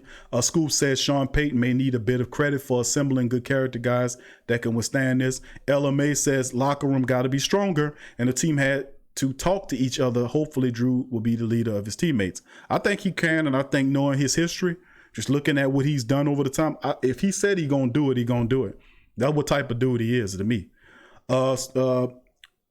Demi says, I can only say pass rusher. That's right. We could definitely use another one of them. Scoop says, outsiders are hoping this tears us down because we are a superior foe. No doubt about it. It won't work to that effect. Locker room is everything. The mentality of the locker room is everything. The Saints have an overwhelming championship mindset, and they love to play for and by with each other's teammates, and that's a high regard, very strong locker room. And being that kind of locker room, you could withstand a lot of difficult situations there, and they've been that way for a very long time. So this will be something I think will then elevate the overall locker room mindset up a bit, because if you can make it through tough issues like this and gain clarity, there's nothing that you can't do. Think about it. That this is going to be special. Jason says nobody parties like the Saints locker room. We are family. Thank you, Jason. Let's see. Van Ward says the locker room can survive. Winning helps, but I do believe the media is going to push this every game. The media is going to ask every leader what they feel about it, what they think about it. That's true. But as a united locker room, you're going to have the same united response pretty much. You know, and a good locker room will prepare you for stuff like that. And they'll no matter who you go to, they'll all be on the same page. All right. LMA says we're all as family, but I can't ban any problems affect the room and the players. Thank you. Jason says we are family. I got all my brothers with me. Hey. JT, no favoritism, no favoritism. That's right. Van says I hope the players don't get tired of the questions, but the good thing about that is the message for police brutality will keep going. Definitely a momentum with it now that people starting to get through, because I think it's a lot of the foolish, like a lot of the foolish stuff that I hear, the ideas of that you need to talk to people and you stop forming, foolish ideas. Go and talk to the people yourself. And you talk to the people. Don't just sit there and foment what you think they are, because that's the problem. We don't know, and that knowing could get you in trouble every time. 504-475-4482. Live lines is open, family. Live lines open. We'll be on the air for an additional maybe 35 minutes. Won't be a long live stream tonight. I know the family members got stuff to do on this Saturday, but live lines open right now. We'll be on air for another 35 minutes or so. Live lines is open, so get your comments, concerns, and questions in right now. If you got any questions, hit me up in the chat. And if you want to get your word out there, you can feel free to call the live line. It is open right now, 504-475-4482. All right, let's keep it. Richard says if we can get consistent pass rush, doesn't have to be from the end position. Look at the Rams. They have Aaron Donald and so guys. JT says no one yelling one person and not the other. That's right. Jason says winning 5Q. I got you, family. DLP says, yeah, some of the media have hidden agendas. Players hopefully will be careful when dealing with the media. I trust the Saints locker room to be intelligent enough to get it together to know that that's what the media do. They'll tear you down and ruin you just to get a story. And it's a shame, but that's how those vultures are. So I think the Saints will maybe a not so together locker room like the Cleveland Browns locker room will probably I'll leave the Browns alone, man. I always blast the Browns. I don't know what it is with me blasting the Browns right now. I don't know. But we ain't the Browns. Let's just put it to like that. We're smart enough to address those type of issues. All right, family, at 504-475-4482. Please hit the like button. If you're not a subscriber, please subscribe to the Great Saint Think Tank as we go over it. Now, just to kind of throw some stuff out there about it, I'm going to give a quick synopsis to the family members who are just joining us. I'll let you know what stories we went over early in the show. We talked about 3 Saints primed for breakout years. The 3 Saints mentioned in the article from Canal Street Chronicles was, of course, Alex Anzalone, who's dealing with injuries throughout his career with the Saints. He's on the final year of his deal. He will have to show up this year, and hopefully he does. He has the athleticism, the intelligence. It's just we are sick of the injuries, and we hope that Alex makes it out of it the season without being injured, because, boy, I would love to see a full season of Alex Anzalone. I'm not going to tell you no different. He was mentioned as a guy to have a breakout. Also, Andres Pete was mentioned after getting that big contract that the Saints offered them at the left guard position. I expect to see Andres Pete, barring a lot of injuries to people, at his left guard position for the summation of the entire 2020 season, thanks to Hurst. Well, once he clears the PED, the month that he was suspended for taking PEDs, we should be fine. But the article talked about Alex Anzalone, breakout year, so is Andres Pete, and then it also talked about Demario Davis taking it up a notch as well. So that was an interesting article. The next article was how other Saints leaders spoke out after Drew Brees became center of attention. We talked about guys like Cam Jordan, Teron Armstead, Demario Davis, so on and so forth, who stepped out in support of Drew after he apologized. Because once you apologize, you have to give people a certain period of time to step up and prove what they're worth. That is what it is. And Demario's leading the charge. and that was one of the articles we talked about. Also, one that kind of linked to it is that Saints showed support for Drew, and that was big too, because he was out there on the island, and when he apologized and came back from it, a lot of teammates had his back, and that's a portion of the process moving ahead as well. We broke that down and talked about that article. The other article was a very powerful article that I like from Bucky Brooks. He said, what Saints must do to come together after Brees controversy. He labeled and said 3 things that the Saints could do to overcome what happened. One of those things was Sean Payton has to get out in front of the issue. Number 2 was Drew Brees has to re-earn the trust of his teammates. And then the third thing was the Saints' other leaders must step up to keep the team together. Well said. I read the summation of the article here. If you want to read it for yourself, you can go to NOLA.com and look up what the Saints must do. I mean, not NOLA, NFL.com to look up the article, what the Saints must do together after Brees controversy.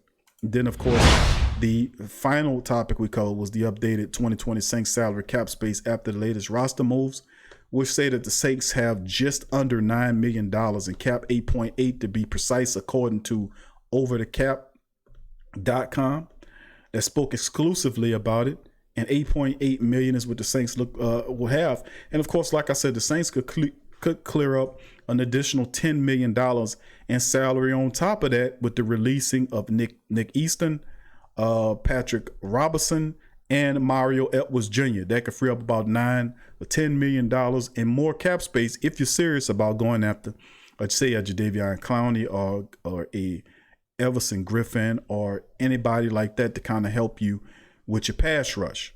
So that's some of the stories. Pretty interesting stories, to be honest with you, man. I enjoyed those stories. Nowhere in no particular order. Just throw them together like that. You go back and forth. They're supposed to stick to just one topic. I thought that was quite refreshing, to be honest with you. So family, 504-475-4482, 504-475-4482. We'll be on air for, I say, probably another 20 minutes. If you want to chime in, now's your chance. You got a chance. Live lines are open, family. They are wide open. If you want to get in and get your call on, you can get in there. All right, let's see what the rest of the family members are saying here. Thank you, Dada. Dada say hit the like button. Do what Dada say, family. Please hit the like button. If you're not a subscriber, feel free to join the Great Saint Think Tank and subscribe now. Jose said, I think Charles Barkley spoke for me on the Brees issue. Thank you, Jose. Demi says, family, continue to be in prayer for our nation as well for our Saints nation. Never get tired of praying because prayer changes things. Thank you, Demi. Well said from Gentili. So Demi is really letting it go. Much love to Demi bringing the spiritual edge in there. And much love to Derek, man. Derek Lockett, Derek L., who had I asked Derek to come up with a prayer, and I just came across it. Derek, I gotta apologize to you. And we're going to post that prayer in the community section of the page tonight. I'll have one of our people to do it, to post that prayer in the community section tonight, because it was a great prayer that Derek came up with, and I wanted to share it with the Great Saints Think Tank, and perhaps we can have a time in which we as a people could be able to read it at a certain period of time, because it's power in that. All right, thank you, fam, for joining the Great Saints Think Tank. Who's on the line? Hey, this Van Ward, Doc. I was calling real quick, though, but I was just calling because I'm at work. I'm going to go ahead and give you a couple of questions I had, and I'm going to hang up, though. Okay. But I did want to see about Clowney, man, and not just Clowney, but other free agents and stuff like that. Do you think this whole thing with Brees would make, like, other free agents not want to come here? Like, if Clowney was wanting to come here, that he look and see, they got too much stuff going on right now. That was one of my things. I did want to see about your thoughts on when they were talking about with Goodell now backing Black Lives Matter and stuff now, but wasn't backing Cap, back then when he was kneeling and everything. And also too, if you comment a little bit on Brady, man, when Brady was saying that he had thought about coming to the Saints if Drew would have retired too, though, man. But I'm gonna hang up and listen, man. I appreciate you, Q, man. I started watching your channel, man, right after the draft, man. I've been listening to it ever since, though, man. But big props to you, Doc. Thank you, my brother. Appreciate you. And who that to you? Thank you for the call, bro. I appreciate you. On the Clowney question, it's possible. it's possible that it could affect his opinion to come here. I realistically, my brother, I could tell you, no, it ain't gonna have no effect. That's not certain, because that definitely can have an effect, because Drew's the quarterback of the team, the biggest superstar the team has, in my opinion. And without Drew, the team don't go. You don't go to the Super Bowl without Drew Brees this year anyway.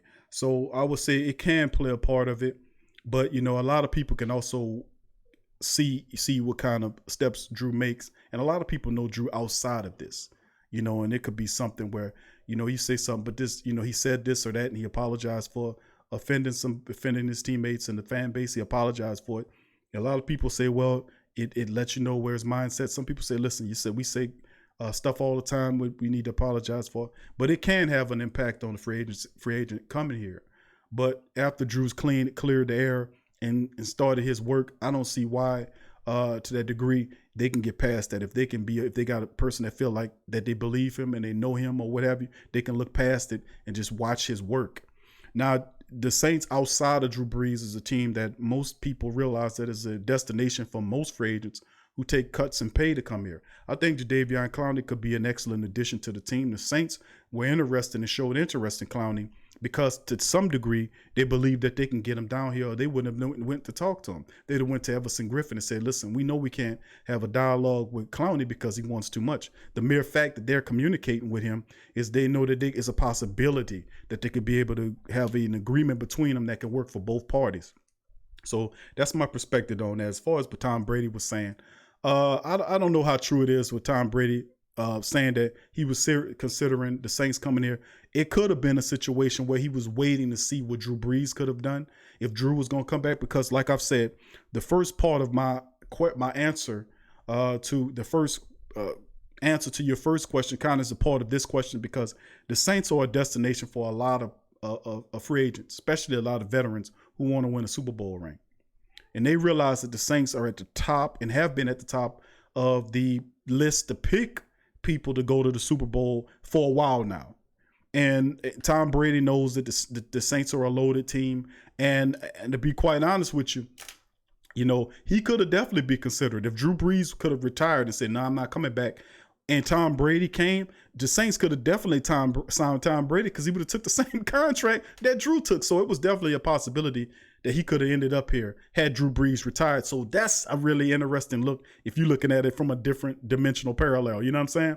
That would have been interesting. In some dimension somewhere, Tom Brady's the quarterback of the Saints after Drew retired. But, it just didn't happen. Instead, he went to become a divisional rival, which is even more interesting situation to come out of that. And about Goodell, my stance on Roger Goodell is, I absolutely despise Roger Goodell. I think Roger Goodell is a piece of garbage. And I think Goodell cares more about money than he actually cares about issues in the community. Now, he'll sit up there and pretend all he does about injustices, but does nothing. When it comes down to the New Orleans Saints, Roger Goodell sits up there and he penalizes the Saints harder than any other team. The Steelers stuff that happened with Steelers when Harrison dumbass came out and said that he was given an envelope by Tomlin after the game, after he hit that guy. And, that was basically like a bounty gate, a Steeler gate. But what happened? Did anything happen out of that? What about the several situations that occurred with New England this past season with the spying? Did anything happen out of that? You see what I'm saying? So when it come down to New Orleans, the Saints are heavily penalized and taken apart by Goodell, and he doesn't care about it. He waited, like when it happened, he had the power, according to their bylaws, to replay the Rams game a couple of years ago, but purposely ignored the people, purposely waited until 2 weeks later to the Super Bowl came to address it at a controlled event where he wasn't taking questions on it. And me, that's not somebody that I like or trust. I think Goodell is a piece of trash. I think he's a piece of shit. I think he's a piece of scum. I despise him. He's everything that's wrong with corporate America. That's Rob. He makes $20+ million a year to do that. He is the embodiment of everything that's wrong with corporate America. I despise Roger Goodell. So if there's anything tied to him backing whatever group, I don't trust it. I don't believe it. And because it is his mere connection with them tears the groups down, no matter who they are. He brings down the groups, in my opinion, because he's a person that I know for a fact don't give a rat's ass about none of those groups. He's just saying it to get the heat off the league so they can keep making money. Bottom line, that's real as it get, baby. That's real as it get. I ain't gonna give you no milquetoast commentary. Oh, Roger Goodell, he cares about the league. He wants to make sure everybody is no. Roger Goodell can give a rat's ass about what's going on, the injustice in the country. As long as it don't impact the bottom line of him getting his $20 million a year, he can give a damn. And like I said about the Saints, when they came out with the Saints bounty gate, did we all know that they didn't have any proof of that, and they put the Saints out there on the string, took draft picks, took money, took the coaches away, destroyed 2 or 3 seasons worth of Saints progress, because we were supposed to be that next year. We could have went back to the bowl, and the year after that, we had a strong team. He destroyed 2 or 3 years of the Saints and set the Saints back 2 or 3 years. And then when it came out that those rulings were flawed, they did not give the Saints any money back. They didn't give them any draft picks back or nothing. They gave them an old bullcrap apology, and even to this day, people still believe in that happened. I mean, it's absolutely pathetic. So I despise Roger Goodell, and I appreciate the question. Who that to you? Thank you, family. And appreciate you listening to us at work. Much love to you. Thank you for your support. All right, let's keep it going in the chat. 985J in the building. What up, 985? Good to see you, family. Trail Hatch as well.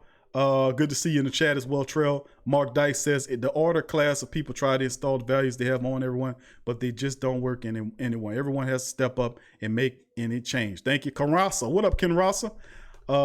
Brady and Nolans. Oh, intrigue. I'm saying in the alternate universe, Tom Brady. Imagine if Drew Brees had said, you know what, he would listen to his beautiful wife and said, you know what, I won't go spend some time with my wife.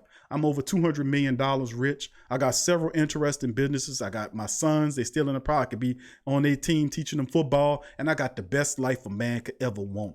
I'm a first ballot Hall of Fame in several seasons. I'll be putting on that blazer. I'll be celebrated. You know, it could have been that was that close. He could have said and ultimately decided to sit down. Then Tom Brady would say, okay, Drew, sit down. I'm going to New Orleans, and could have signed a 2-year deal to come to New Orleans. Now, in any reality, that shows me that the Saints going to win a Super Bowl. Get me on that. With Drew here, or if Drew had left, Tom would have felt in the vacuum. That's why he was waiting so long. So it goes to show you, man, that regardless or not, that 2020, 2021 is the Saints year. Whether we had Brees or not, you would have had a Hall of Fame at the quarterback position.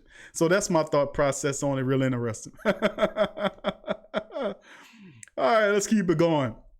All right. Ella says, I agree, Goodell. Hear his statement. Yeah, Goodell's a piece of trash, man. Bentley said he make 45. You got to be kidding, Bentley. Who that to you, Bentley Morrison? You mean to tell me that guy makes $45 million a year? You kidding me. You kidding me. Hold on here. I got to look that one up here, fam. Hold on. Stop the presses, y'all. Stop the presses. Hold up here. I got to look that one up.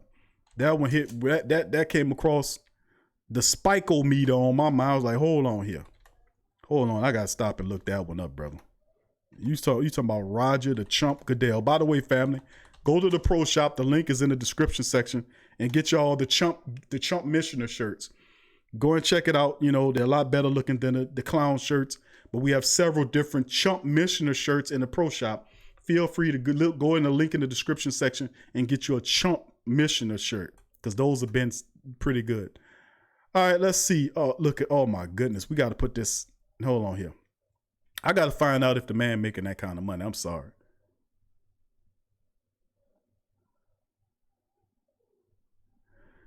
Oh my goodness. You're right, brother. You're right. This, and let me share the screen, because I had to stop for a second reading the chat and say, you know what? Hold on. I got to verify that. Let's verify that. Let's fact check that. I know the some gun making $20 million, but look at this, family. NFL commissioner volunteers to go without salary amid corona's pandemic. League enforces pay cuts and furloughs. This was done on April the 29th. That's what this article is. But if you look at right down here, this is where you get the information from. It says Goodell, who earns $4 to $5 million in salary, whose total annual compensation is $40 million. Look at this. This is the Sources USA Today. $40 million annually. So it was double what I said.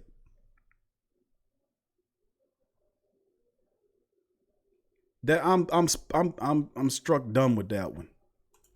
I'm struck dumb with that. $20 million a year. I didn't know that chump makes $40-something million a year. No, I didn't know.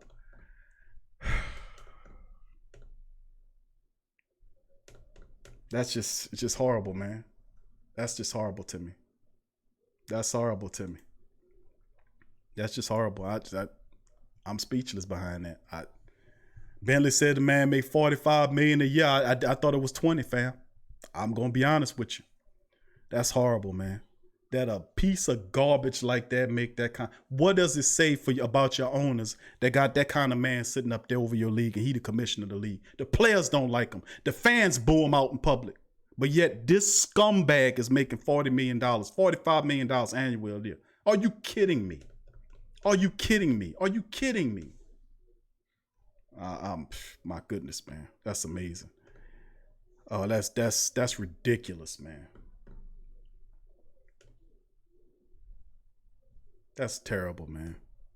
A scum piece of trash like that. Go to the Pro Shop family. Get your Chump Missioner shirts. Who that to you, Trail? My goodness, man. Ken Rasa, who that? Let's keep it going, family. DLP said, yeah, when Falcons added noise in their stadium and got slapped on the wrist, Saints had draft picks taken from them and set the team back for years. It's only the Saints that he does heavy-handed stuff to. When David Onyemata, thank you, Dad, appreciate your super chat, family, much love to you. Y'all remember when David Onyemata, before he was signed, got hit with that ordering the weed stuff through the mail? He didn't even smoke it. He didn't even smoke the weed. But it was in a box. And he got how many days? He got a day. What was it? One game suspension for that. And it didn't even touch his lips. Everything that's heavy-handed, he does to the Saints organization. That's why I despise him. And you, as a commissioner, you're not supposed to serve favoritism. But the Patriots can cheat with Spygate. The Falcons can have fake noise simulations in their building to gain a competitive advantage. Didn't work because they stink anyway. Then you have several other scandals that break out, like the Steelergate, who that is really what it was, because Harrison, big mouth with no brain, shot off his mouth and then tried to recant it. Nothing happened there, but you can only delegate harsh and heavy-handed discipline out to the Saints organization. You can't do it to nobody else that's actually involved in cheating or doing things to gain a competitive advantage over their opponents. But the Saints, always and anyways, like what happened to PJ Williams when PJ had that little accident after in the playoffs, after the game last year. He got drunk on the road. The commissioner waited a month after the fact, after the charges were levied. He waited a month to pull PJ Williams off the team for what? What was it? 2 games? I think it was a 2-game suspension. He waited a month to levy it. We covered it on the show. Who that to you, Jesse? Jesse Jackson. Good to see you. Demi says, although I don't know Drew or none of our players, especially, which I hate, I truly feel Drew has a good heart. I'm just going to take some time. Goodell gave Colin Kaepernick his job back. Goodell gave my opportunity, said, we ain't holding you back. Come on. Let me just say this about the whole thing with Colin Kaepernick. Because people said, I hear what Fox saying, I hear what these other people saying. And then you hear him saying, oh, no, he had opportunities with Seattle. He had opportunities with Denver or whatever. And he didn't want to play because he wanted to be the starter quarterback. Let me tell you something. He wouldn't have got a settlement from the NFL for nothing, man. They paid him something. They gave him money and then put it under an agreement where he could not talk about it to the press. That is an admission of guilt. If I'm paying you money for something to keep quiet on, something that happened, there was an admission of guilt there some kind of way. So it fathers my mind. That's why I tell people to critical look out, because the league is all about money. It didn't listen. They didn't come out and address the concussion issues like they were supposed to. What did they chose to do? Hide behind the shield and hide the scandals. Then it didn't happen until much later on, after they made hundreds of billions of dollars, that they decided that they couldn't hold it no more. Then they talk about the concussion issues. Because prior to that, it was like the tobacco industry back in the day. Cigarettes don't kill you. Who told you that? That's conspiracy. But then it comes out that the cigarettes giving you cancer and they're killing you 8 ways from Tuesday. Same nonsense over and over again. Same nonsense over and over again. J Sticks Jefferson said, "Who asked you if you what's up? Who asked? What's up, baby? Who that to you?" Kiras says Goodell's plan is a pain in the butt for the Saints. I despise him. Like I said, man, I don't like Roger Goodell. I think he's transparent to me. You can see him 8 ways from Tuesday. You can see what he's doing. You can see what he just. The fans don't like him. They boo him. He can't even do drafts without being booed. And it's not just the Saints. We talking about fans across the spectrum booing him. Coming out there trying to, he gets booed at the draft meetings. He's not liked. Players don't like him. He stinks. He's garbage, and he's pathetic. He's terrible at what he does. But the teams love him. And that's what I'm saying. What kind of owners would take this type of person and put him in front of them? They say, this is our commissioner. At least, you had a guy like Paul Tagliabue back in the day. People loved Paul Tagliabue because he was personable. Even though if you might have not given a damn, he didn't give a damn. He would come and talk to you, and he was more personable. He was a real commissioner. Even Silver in the NBA, Elvis Silver looked like a guy that you can sit down and talk to about stuff. You see what I'm saying? He's a person. He's like, listen, I'm a commissioner. But I'm not gonna just be sitting up here and I'm gonna rule with an iron hand as a commissioner. They actually give a damn to a degree of what it is, because they realize that the league ain't all about them. It's about the players and the people as well. Thank you for calling the show, family. Who's on the line? Hello? Can you hear me? Yeah, I can hear you. It's Sufyan.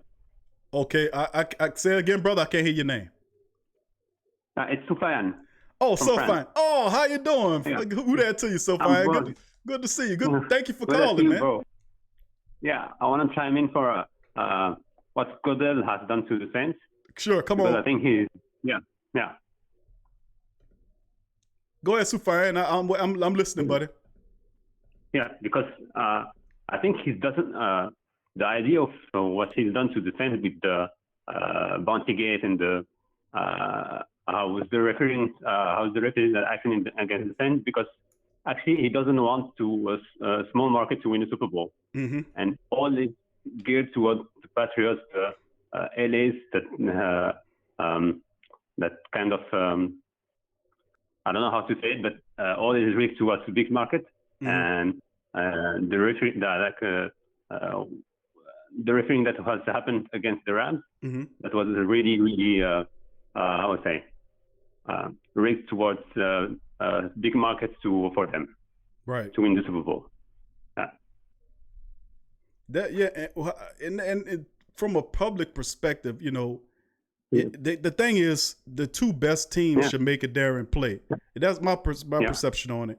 But, at a degree, we know that it's a certain amount of control, because the big markets, like you said about the Rams at the time, who were dealing with attendance issues, and they're trying to get that Los Angeles market on par, and they're thinking about helping them get to the Super Bowl, that can help them gain more money. So I feel you on that. That's thing. But Sufyan,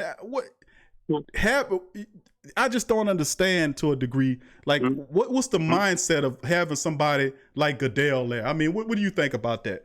What do you think about the league's the owners putting a guy like Goodell up there? I know they make money with him, was the main reason why he's up there. But what's your mentality on him? My mentality on is that guys and that Goodell, how he's managing the league. I think it's the mindset of these guys towards getting. I don't know. I can't explain this guy, because is how he's acting and how he's managing the league is weird for me, because all the things that happened with the Kaepernick things. So now he's apologizing with the. I think some I've seen the video that he made. I think it was false, because all the years he was against this meeting, and I think this is made for this is false to me. I think this guy is false. His actions are false. His mindset is false. I think he's a false guy, and I think all he's doing with managing this league is false. So that's my mindset about this guy. I don't understand how he's how he's thinking Mhm. and how he's managing the league. And that's my mindset about this guy. Okay. Well, I appreciate you, Soufiane, for calling in Thank you. all the way from Paris. Thank you. Much love to you. Who that to you, Yeah. my man? Appreciate you. Good to you, man. Thank you. Thank you. That's Soufiane chiming in, family, all the way from Paris. Good to hear our International Saints family members chiming in. Caribbean Cool gave us a call a few shows ago as well. So much love to the International Great Saint Think Tank family members chiming in. Who that to you? All right, family. Once again, thank you, Dada, for that. Iceman, who that to you as well. Let's see, dude. He said, dude, make more than the president. Oh, man. Sport Talk 365 says Goodell does whatever the owners tell him to do. That's exactly the case. DLP says 25 is his lunch money. Lee Wood says Roger Goodell and family also has medical insurance for life and a personal jet paid for by the NFL. Wow. It must be a good job if you can get it, huh? Ella says crazy, LOL, he got that money. It's just amazing, man. It's like they're printing the money out of nowhere. Here, they just put, how much you want? I take 40 million in there. Okay, I'm gonna put 40 and a bunch of damn zeros behind it. Hit the enter button, and that's what you got in your account. Computer money. All right, let's see. Okay, thank you, Sport Talk. You say PJ had one game. Well, was that PJ you talking about? I know Onyemata had a 1 game suspension. Mark Dice says Goodell can go to every. He says Goodell can go to every time he gets a chance. He sticks to the Saints. No doubt about it, family. Herman says, like Peyton said, he had to make statement, and the Saints was the price he had to charge. Yeah, that's right. Okay, let's see who else we got there. Jesse says, Jason King says, bruh, Hodell hit the head injuries when he first came into the league for the owners screwed us for Bounty hit the Ray Rice video, etc., etc. Man, that dude is the NFL Antichrist. He the Bill Gates of the NFL. Jose says Tom Brady was not offered a contract by the Saints. No, he wasn't offered one. But the question from the previous caller was the fact that he mentioned in a statement that if that he was considering strongly playing for the Saints, and I think he was considering it had Drew Brees retired. That would have been a prime destination from Tom Brady. Ain't no doubt about it, man. I mean, that's no doubt about it. But don't you think for a second that if Drew Brees had not come back, that Tom Brady and the Saints wouldn't have been able to make it work? And then he signed the same contract Drew Brees signed, a 2-year, $50 million deal with Tampa Bay. No doubt about it in my mind that would went together. All right, let's see. Bentley says, I don't like it, but Goodell has sealed the deal on the biggest TV contracts in the history of the game. It's all about the money. All right, Tramal said the owners love Goodell, except Jerry Jones and Gail Benson. Jason said Jerry Jones gave him hell. He didn't want him. Only 2 owners that didn't want him. And those 2 people that didn't want him, he pays them back heavily. And the Saints are 2 teams that he makes them play. Thank you, Soufiane, for your call as well, and the previous brother for calling. I didn't write your name down there, family, but I much love to you as well for chiming in. In games, we trust. Who that to you in games? We trust. Most love to you as well. So yeah, that is really interesting if you ask me, man, about that. So we about 5 more minutes left in the live stream, family. 504-475-4482. You can feel free to chime in. We have about 5 minutes of the live stream left before we cut it off. Covered a lot of really good topics on tonight's Saturday Saints Talk. And really interesting. The Goodell thing really flipped me. I ain't know 40 million.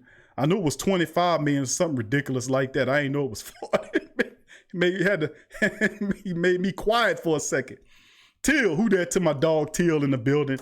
He spanked Black Suede last night on Madden. Suede put in a challenge for people to challenge him, and Suede got his issue last night on Madden. Till sent me a picture of them spanking him. And then, but be honest, truth be told, Till Suede took a picture of it and texted to me showing that he lost. And I said, get your game up, bro, before you challenge people. All right, Dada, who that to you as well. But yeah, we got 5 minutes left to go on the live stream, family. 504-475-4482. Feel free to get your comments in there. To get in there, 504-475-4482. 5 minutes left in the live stream before we go. Jamal said the president and Goodell don't deserve a damn thing. Both are useless. Ramsey, hoot up to that. Ramsey, hoot that to your family. What up? A DLP said Brady and Sean Payton have the same agent and friends. Isn't that something? And people don't think for a second that wasn't gonna happen. Man, if Drew Brees would have retired and Tom Brady was sitting there, he was definitely his top team he was looking at. He went and talked to several other teams. But you mean to tell me that if Drew said, no, I'm going to retire and be with my family, that Tom Brady wouldn't have said, I'm going to New Orleans? But the crazy part is Drew retires, Tom Brady comes to the Saints, right? And wins a Super Bowl. How do you think Drew feels then? Let me just ask y'all that. Now, I know this is like some alternative dimension type stuff, but how would it feel if Drew had retired this year, Tom Brady would have accepted a contract to play for the Saints, and had won a Super Bowl in 2021? How do you think Drew Brees would have felt? Huh? Think about that. It's just a little imagination there. That's crazy to me, man. And Jason says, hey, Q, we got to hear from Reverend Q tonight, dog. Rev ain't got too much to say there. He ain't got too much to say there, Jason. I mean, he been chilling, man. I guess you could have heard him say something about the Drew Brees situation, but it's kind of go. But you know the Rev, man. You know the Rev, what the Rev gonna say. Said where the Rev at? Preach. Jason and Jamal saying the same thing. But yeah, fam, that's what I'm saying, man. It'd have been interesting, man. If Tom would have won that, I don't know. It'd have been crazy. Inevitable Expertise says Drew would feel just like DeRozan did. DeRozan stewing in his juices when that happened. When Toronto won, where he couldn't take him, and then only thing they brought in, that's got to sting a bit. Because they traded him for him, right? I think it was him for him and another player. I think it was straight up. So you get Kawhi up there and send DeRozan to San Antonio. Kawhi goes up there, give him a championship in 1 year. In 1 year. And that's something DeRozan couldn't do in multiple years. So I ain't no doubt about it. That's a perfect analogy. It's a perfect comparison of how it would feel if that was to occur. That was absolutely terrific and Inevitable Expertise. I love that. JT says every team is on thin ice. Tyra says, we know how he felt when Teddy was scoring. Oh, man. Remember Drew's face when he was on the sideline? He couldn't come back in the Rams game. And then the next 4 or 5 games, all the way up to the Arizona Cardinal game, how Drew Brees would be on the field, and he'd be sitting up there with his arms folded and his face chewing that gum hard, eating them goddamn sunflower seeds hard. Y'all remember that? And he was, like I said in the previous show, he was practicing social distancing before that wasn't even a thing. But I'm telling you, man, Drew Brees, man, like, all right, fam, thanks for calling the Sports Coma. Who's speaking? What's going on, brother? What's happening, family? Who's on the line? It's Trail. Trail, what up, Trail? How you doing, brother? All right, I got a little theory for you. All right, what you got? Next year, we know next year possibly Drew Brees. Next year supposed to be his last year. We don't know for sure. Right. Say that Aaron Rodgers becomes a free agent. Mm-hmm. Do you go get Aaron Rodgers now that we look at Drew just a little bit different? Just a little bit different. You know, we might still accept him a little bit in the future, but do you go next year and do you go possibly just try to grab Aaron Rodgers and just force Drew off the door? If Drew decides to retire after 1 year, after this year over, let's say Drew retires at the end of the year, and then you sitting up there with 2 quarterbacks. You got Jameis Winston, who's going to stick around, again, who's going to come back. And then, of course, you have Taysom Hill, who will be under contract for an additional year. So you'll have 2 quarterbacks right there off bat that'll be competing for the starting quarterback position. But if Aaron Rodgers is out there, and then if you look at the past free agency, how some of these quarterbacks, you would thought Phillip Rivers would have been one of the quarterbacks the Saints would have looked at if Drew had retired. And I'm thinking like that could be the mold for the Saints moving forward. If Tom Brady did say that, he did say that he was looking at the Saints seriously, and seriously meaning that had Drew Brees retired, I do really think Tom Brady would have been the quarterback of the team. I'm just gonna keep it real with you. Sean Payton went into the season with Taysom Hill at the quarterback. I'm just keeping it real with you. All Jameis for that fact. But it's definitely a possibility if you use the same logic you used from this same year, next year, is that Rodgers is there. How does he look in the Sean Payton offense? And remember, the Saints are a team that's a perennial Super Bowl team for the last several seasons or so. They're loaded it with talent. And if Drew does vacate his position and retire, you got to look at guys like Aaron Rodgers. I don't think the Saints are going to draft a quarterback. They're not going to go and draft a quarterback, in my opinion, and then develop a quarterback. I don't see them doing that because they had that opportunity to do that this year. They had several quarterbacks they could have taken, that could have used to groom the future of the quarterback. They decided to stay away from that and just work with a veteran like Jameis Winston, who's been in the league for 4 years. So, like I'm saying, Aaron Rodgers to me could be a real suitor for the team if Drew Brees decides not to come back. Keeping it real with you. Because Aaron Rodgers would be a fool not to look at the Saints. If Drew retires and Aaron's a free agent and he's looking around and he knows the Saints and what the talent they have, he'll be a absolute fool to not to consider going to New Orleans. And that's my take on it too. Because when I was thinking about that, and you're thinking about the front office of New Orleans Saints, and they kind of remind you of the Spurs of the NBA, or you can even almost put them up there with the Miami, the Heat. They got a good front office, and some of them guys, it kind of seems like they trust that front office of New Orleans. Like they can go there and believe they can win a championship. So I'm thinking, just me might be logical. I'm thinking, not just because I'm a Saints fan getting bigger, but I think that New Orleans don't actually have to settle for superb players no more. And especially at that department of quarterback, I believe they can really go out. If Tom Brady came out and said he's taking New Orleans seriously, I'm starting to think now that New Orleans have a chance to probably say any major impact player they want. It's just what you willing to give them, with the conversation. But I think some players are willing just to come to New Orleans because it's like, hey, they are a serious threat every year. And like you say, I don't think if we lose Drew Brees next year, because I'm going to be honest with you, before all this stuff happened, I wanted Brees gone this year.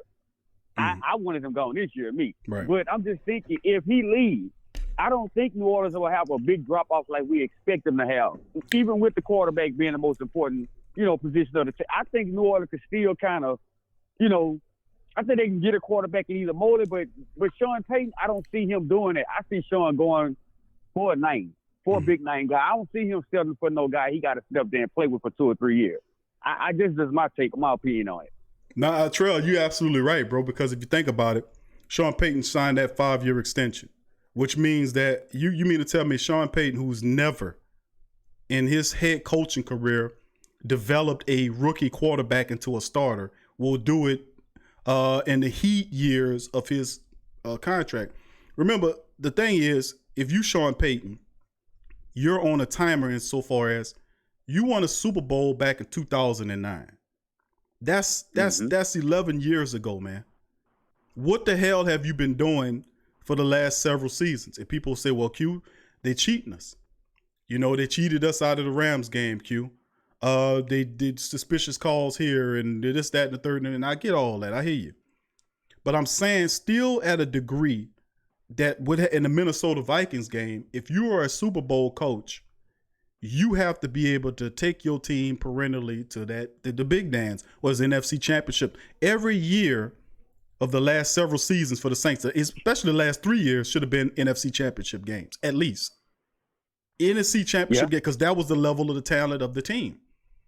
Even the media, who's usually wrong routinely, got it right that the Saints they are the best team in NFC. Even the Vegas odds makers have the Saints as the NFC representative this year. I covered the story last week before all of the Drew Brees stuff happened.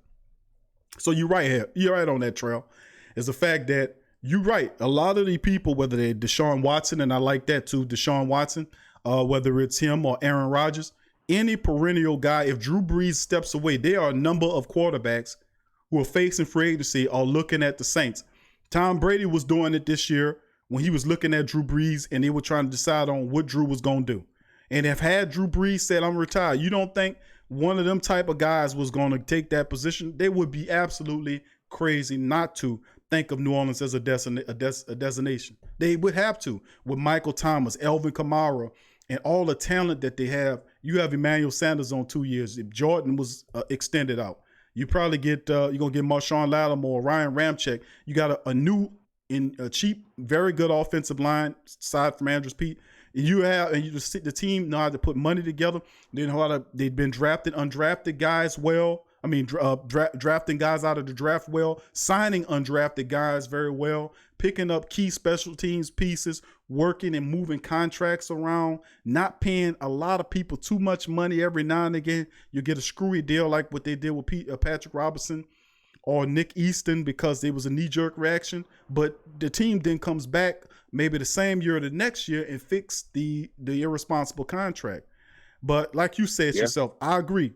There is if Drew Brees does retire after this year, no doubt about it, Aaron Rodgers will definitely be looking at the Saints as a possible team. If he wants to win a Super Bowl, 9 times out of 10, these great ones like Rodgers and the rest of these guys, they want to win a Super Bowl. They're not going to overlook New Orleans to go to some team in the desert or some Florida team because they give them a fat contract. If they really won't play for Super Bowls, they're looking at New Orleans' job and Drew Brees. Yeah, because like Deshaun Watson and all them young cats, them franchise not about to let them quarterbacks get away like that. Unless there's a big conversation gonna come with it. Kind of like what we see with Ricky Williams. We're going to end up giving a draft load of picks, and it's not gonna be worth it doing something like that. But if you go look at somebody almost close to the down end of their career, and if I would have had to choose Tom Brady versus somebody like Rodgers, I think I would pick Rodgers because of the fact of Rodgers being more in a defense competitive, division versus Tom Brady. Tom Brady never actually had no heat where he was playing at. You coming to the South, and I still stick on that. I don't think would they keep trying to put on Brady up? I don't think he's gonna be able to do that here. Not in the South. I just don't see it. I just do not see it. He gonna face more stiffer competition defense wise, more blitzing and more speed here than he did when he was up there, with the East on the other side. So that's just my take on it though. But I'm ready for this season to crank up. Yeah, I'm with you on that, Trail. I mean, I do realize that he definitely be experiencing a lot more pressure here. I know he's playing AFC least, as it was called, where it wasn't that much competition going on. Buffalo finally coming up after years of falling through the flow. They finally eventually made it back to respectability last year with their quarterback, and they built a pretty solid team there of recent. The Dolphins were incomplete, but they did play the Patriots hard every time they played them. But that was the stiffest competition the Patriots had, was the Dolphins in that division. And the Jets are what they are. You got talented people like Jamal Adams who trying to get out of there. So I mean, this dysfunction is there. Well, so you're absolutely right. We'll see how it shakes. Let's see, because I want Jameis Winston. I want him. I think he'll be better fit with New Orleans. I don't get, like I said, them 32 picks. I don't give all them picks his fault. I count at least 11 or 12 of them that his receivers had hot butter hands. So I didn't give all that bad load on him. Now, he was a little bit senile throwing the ball a little bit, but I believe he can tune it up. But me, and like I say, I ain't trying to be too. I want Rodgers, man. I want to see what Rodgers is doing. I think Rodgers, if he come next year, I believe if Rodgers come there next year over Drew Brees, I believe the Saints will win the Super Bowl. This year, I'm gonna be frankly with you. It's gonna be. We gonna see. I'm not gonna jinx my team. We gonna see. Because right now, Drew just got me out discombobulated. We'll see. We'll see, Coma, man. We'll see. I'm talking about he got me. When I say this, it's like you go to a bar room and you go use the bathroom, you left your wife at the table, and you come back and she done smiled at a guy. You like, wait, what the hell? You lose a little bit of that. You like, wait, hold up. You lost some cool points with that one. What I just seen. Yeah, what I just seen just now. And you like, she like, well, it wasn't that. Nah, you gotta. So, and I'm just hoping that Sean Payton could grab this team back, grab them back. And I believe Drew as a leader can bring his, he can get his players back. I truly believe that. But you know how they go. Everybody with the Chicago Bulls, all that turmoil they had, and everybody's not the Chicago Bulls. Some teams just can't we already couldn't overcome the smallest things the last 3-4 years. So imagine this on top of the table now. Right. I'm like, damn, Drew, this is the wrong time for this. But right. Yeah. We'll see. We will see. It's always, we'll see. We'll see. Can't be worse than in the 90s, Can't be worse than Aaron Brooks. So we'll see. Yeah, I mean, the thing about New Orleans, man, we've created quite the reputation amongst the NFL players. And that's been ongoing for some time now. Even Malcolm Jenkins, when he came in a couple years ago, he said the reason why he left New England was because the Saints looked like they were having fun. in the locker room of the Saints and how it magnifies and brings players around. And it's not just the Saints locker room. It's the region, the love of the region.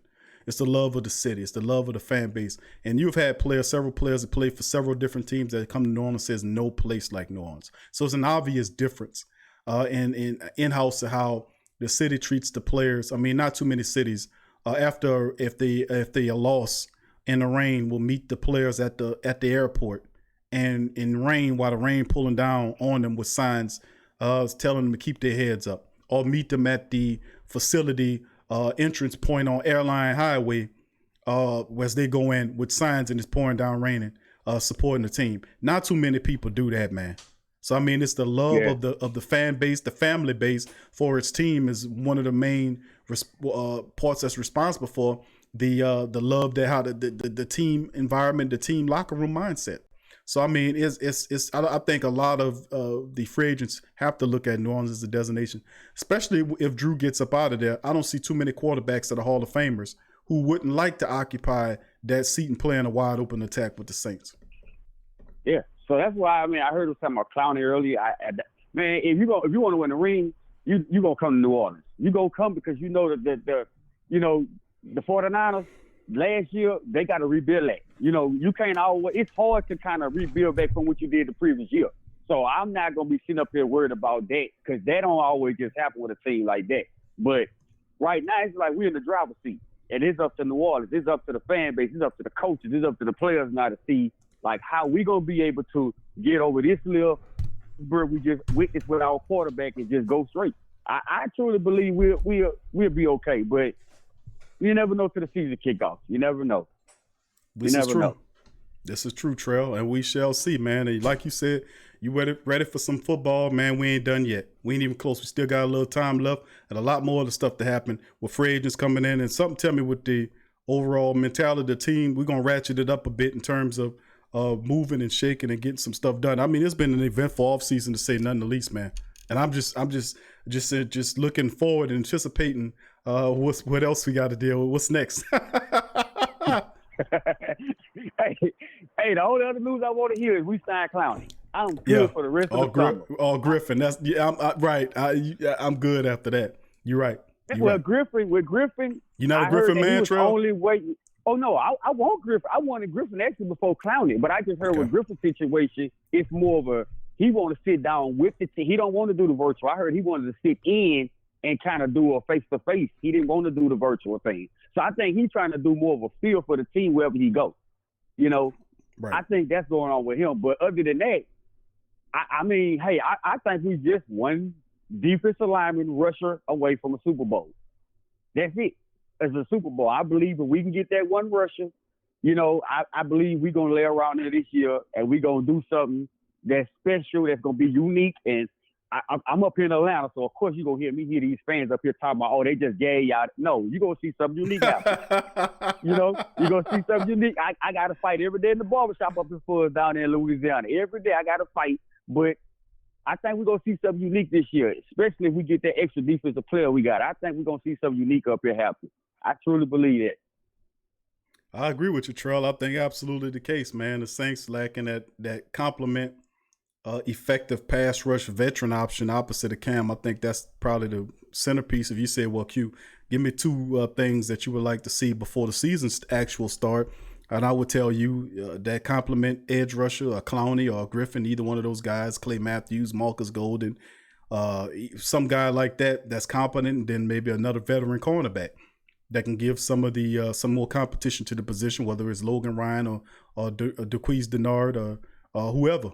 As either one of those guys, I would love to have two of those guys coming in. And the Saints set themselves up right now. They got about $9 million in cap, and they could free up another $10 million with 3 people releases, which wouldn't impact the team. That's the crazy part. If you release Mario Edwards Jr. or Patrick Robinson or Nick Easton, he's still loaded with depth. So, I mean, that just goes to show you, man, it's like unbelievable, man. Yeah, we gonna be all right, man. I just gonna say this day one of trying to rebuild and repair and getting all our camaraderie back together so we can just move forward. Absolutely. So we can move forward. That's all. We just get ready for this NBA and we just going to build off that and root that Pelican team all the way to the win.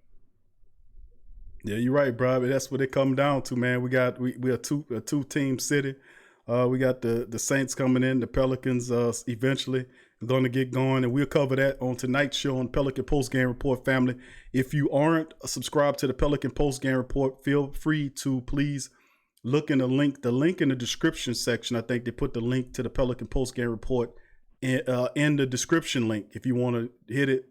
There's several other show links down as well, but Pelican Post Game Report, we will be doing the show at 9 o'clock tonight, talking about the NBA and how it impacts the Pelicans. We'll take calls and all that tonight on the Pelican Post Game Report. So just let you know. Yeah, I got to definitely do that. I'm definitely for to join that. I'm glad you remind me of that. Definitely for to do that.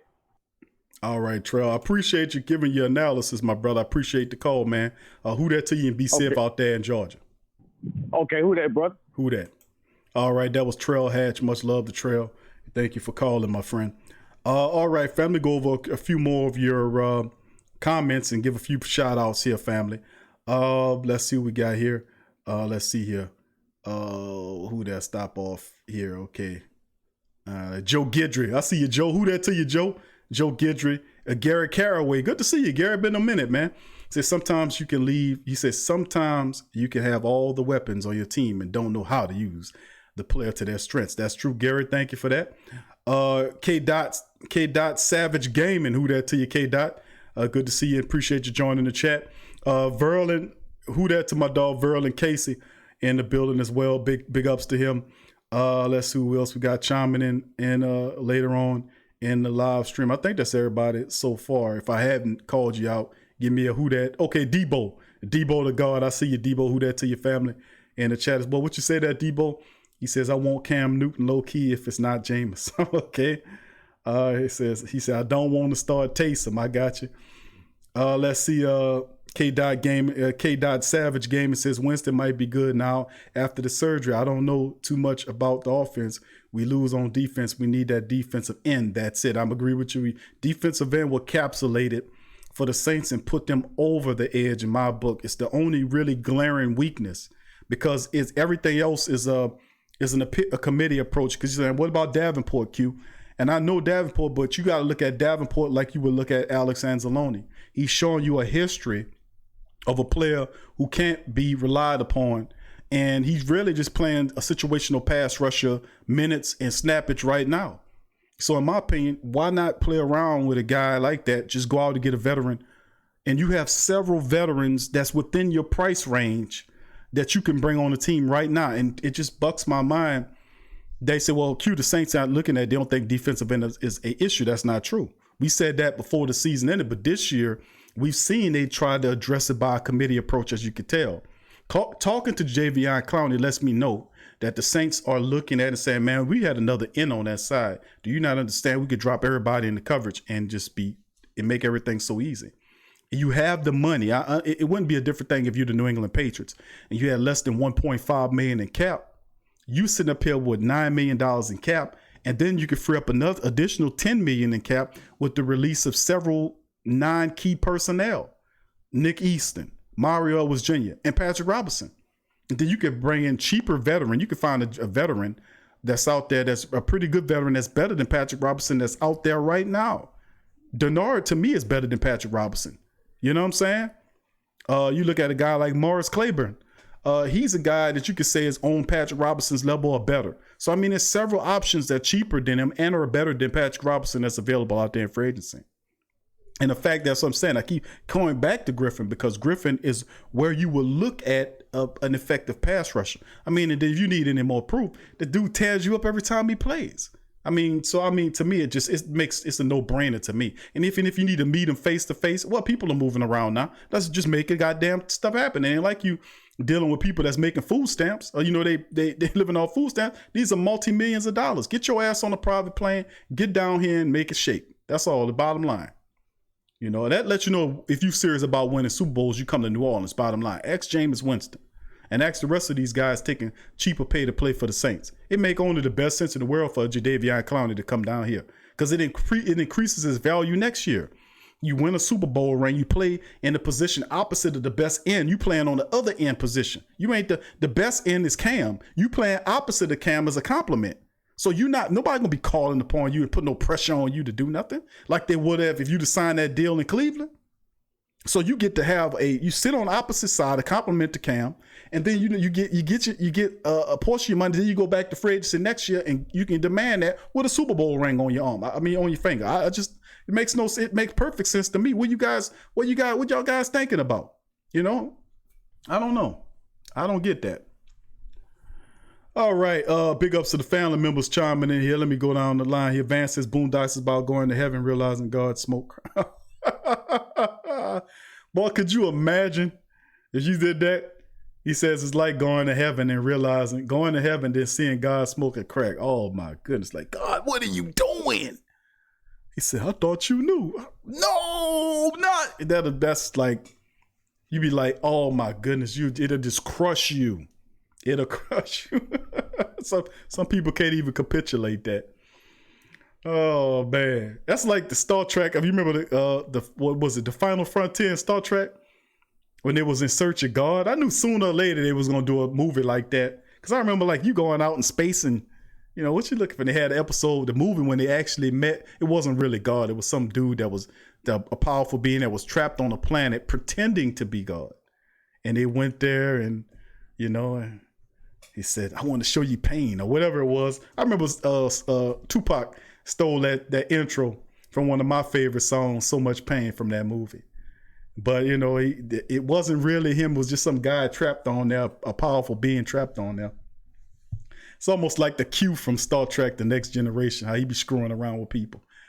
He got all the power in the world, but he just won't play games like the Roman gods do. Let's keep going. Let's see. Corner is 2, but it probably only because we have no rush on the other side of camp, says K-Dot Savage Game. And I agree with your family all the way on the defensive end position. He says we get P-Rob out of here. We should get Talib.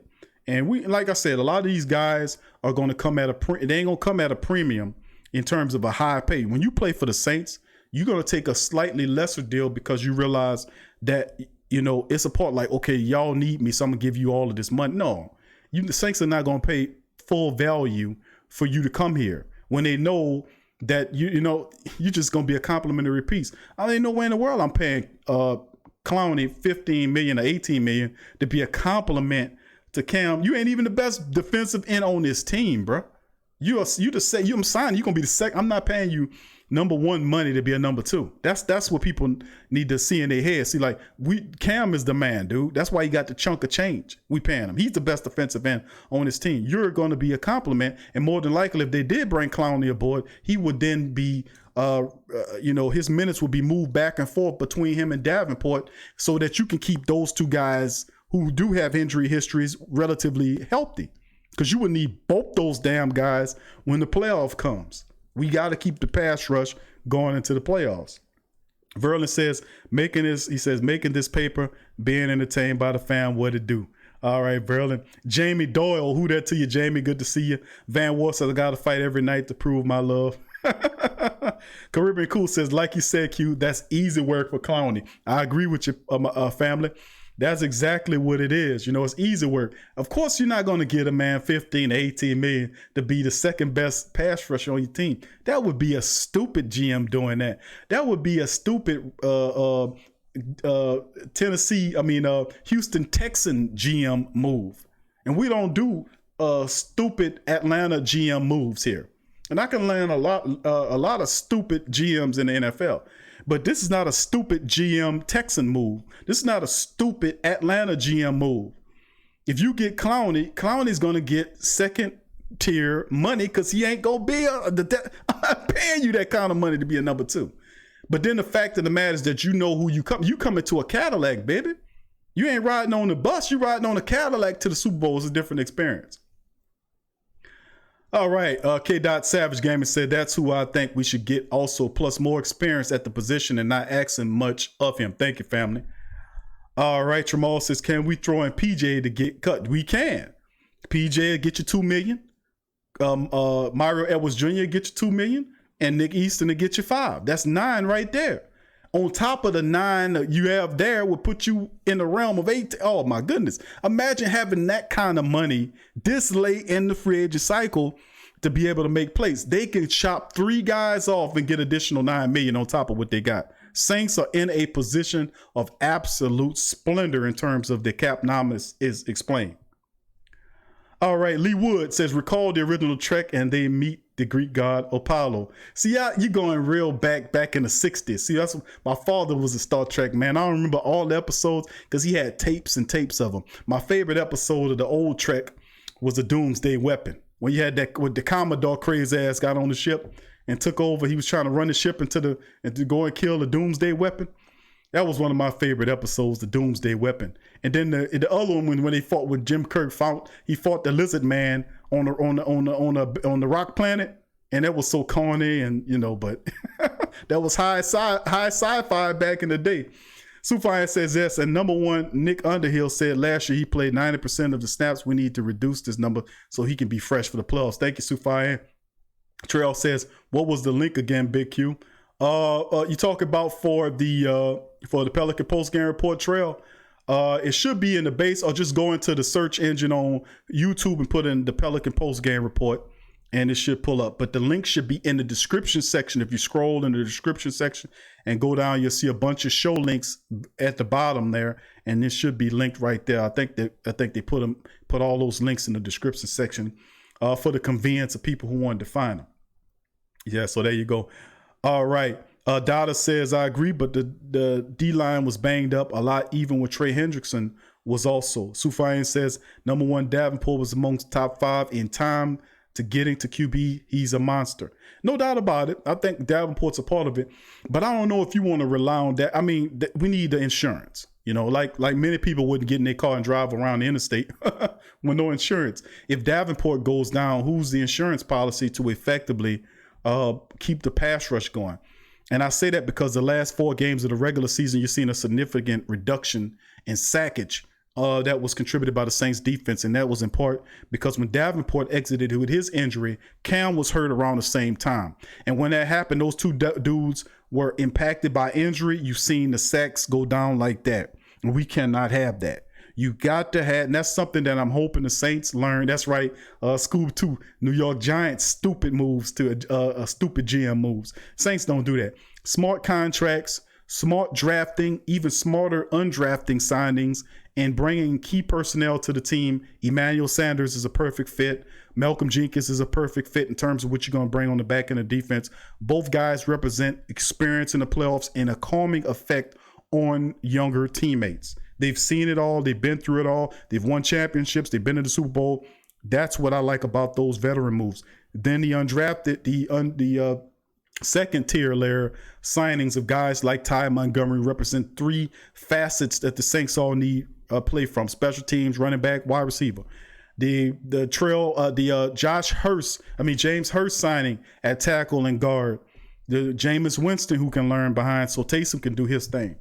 And then of course, Chiquillo, who's a special team ace who can then be used as a situational pass rusher. Same as Zach Bond, who could be used there as well. And then in terms of the Saints drafting with Cesar Ruiz, who's a top a center who'll be there for years. And then, of course, Adam Troutman, which represents the Saints 3 tight end package, which a lot of people are overlooking. The fact that the Saints have the 3 tight end package back. Adam Troutman will be playing a lot of minutes with Josh Hill and Jared Cook in this 2021 Saints offense. The 3 tight end package is back, family. I keep saying that because that is ultra imperative. You are historians of the Saints playbook, like Uncle Paulie and the rest. You will understand how important the 3 tight end package is, especially when the Saints get in the red zone. They were so effective with the 3 tight end package that people did not know what the Saints were going to do out of it, either run or throw the ball. And the guys, those 3 tight ends they have, all of them block well and all of them can catch well. So we got one more call we're going to take for the show. All right, family, thanks for calling the Sports Coma. Who's speaking? Talking with Ice Man. What up, Ice Man? How you doing, fam?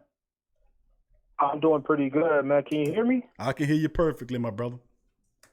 Oh, okay, yeah, man. I saw that someone talking about the quarterback position not too long ago. So I wanted to, give my little 2 cents on Mr. Brees, man. Yes, sir.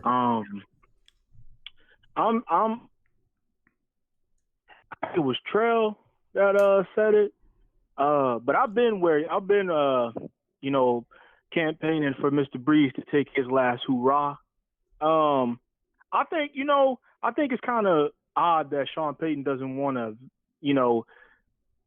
bring a young quarterback in and develop him. I don't understand why he doesn't want to do that. Like, what's wrong with that? That's what everybody else does. I don't know why. Like, why is that such a problem? Does he not want the media to get on him if he has a young quarterback? I mean, does he think that like that's gonna diminish his legacy if he have a young quarterback and doesn't do so hot or something? I mean, you know what I'm saying? I mean, I guess like he may think that the media is gonna say, oh, it was all Drew Brees or something. I don't understand why we can't bring somebody young up in here, and who knows, man? Maybe if you bring somebody young and refreshing, maybe you could get it get lucky and get Lamar Jackson or a Patrick Mahomes in the draft or something. I don't know. It's only alarming to me because he can get a quarterback that's a Taysom Hill build, but we can't try to look in the draft for a Drew Brees build or something. You know what I'm saying? Like you can't keep. How many times are you gonna go out there and get a free agent, man? You know what I'm saying? Like, come on, man. Like you gotta go in the draft and get somebody young to build the city around them, to let the city, grow with them and have confidence with them. You know what I'm saying? Like, we can't just keep getting, free agents like that. I mean, if it works, it works. And me, I'm kind of iffy on Jameis, man. You know what I'm saying? I see everybody saying, oh, give him a chance, give him this, that, and the third. But it's hard for me to believe that after 5 years, you know what I'm saying, he's just going to flip the switch. Because, I mean, Jameis Winston needs to calm down, man. That's just what it is. Like, Jameis Winston's like, I'm over it. Like, come on, man. Like, have we forgot that this was the man that was licking his fingers and sucking his thumb in front of grown men, talking about eating a W, bruh? I ain't trying to hear it, bruh. I'm over it, bruh. You miss me with it, bruh. And as far as Breeze goes, man, yeah, you know what I'm saying? I want to see what he's going to do in the playoffs. I'm over the regular season, folks. I'm over it, man. I'm over the 13-3 stuff, man. I want a Super Bowl this season, man. And I don't see why we can't do it. Hell, we got all this damn talent. I don't see why we can't do it. Hell, you know what I'm saying? It's about that time, bruh. It's about that time, bruh. And you know me, I live in ATL, so you know what I'm saying, I'm in enemy territory all the time. Oh yeah. Well, you up there with Verlin and Revolt, so you got family members. Devin and everybody. They got a lot of black and gold ATL people in the building. Oh yeah, man. You already know, man. It's crazy. All my neighbors are Saints fans out here. It's pretty crazy. but I don't understand why we can't, you know what I'm saying, have a Super Bowl championship in us. And after Breeze go, I would like to see Rodgers up in here. You know what I'm saying? Right. I know he's gonna be a little bit older. He's not gonna be like the MVP Rodgers, but hell, he'll be better than. Listen, man, I'm sorry, I'm taking Rodgers over Winston, man. I understand, you know what I'm saying. The man is younger and he have a higher, he could have a better ceiling or whatever.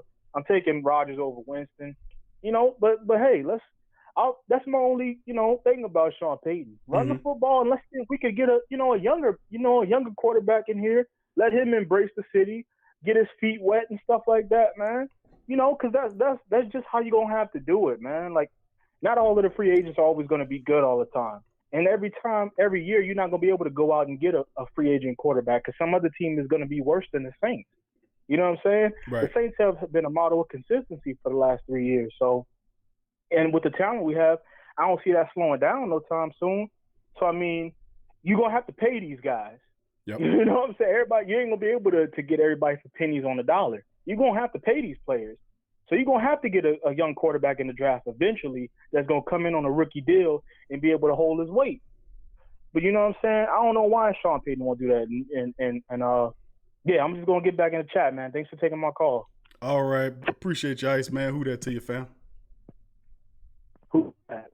All right. That was the Ice, man, chiming in, man. Thank you, Ice, man. But, I mean, it's just it's not saying that Sean Payton can't do that, man, because, I mean, we know he has some terrific coaches around him. And so you have, a guy like Pete Carmichael, and Lombardi.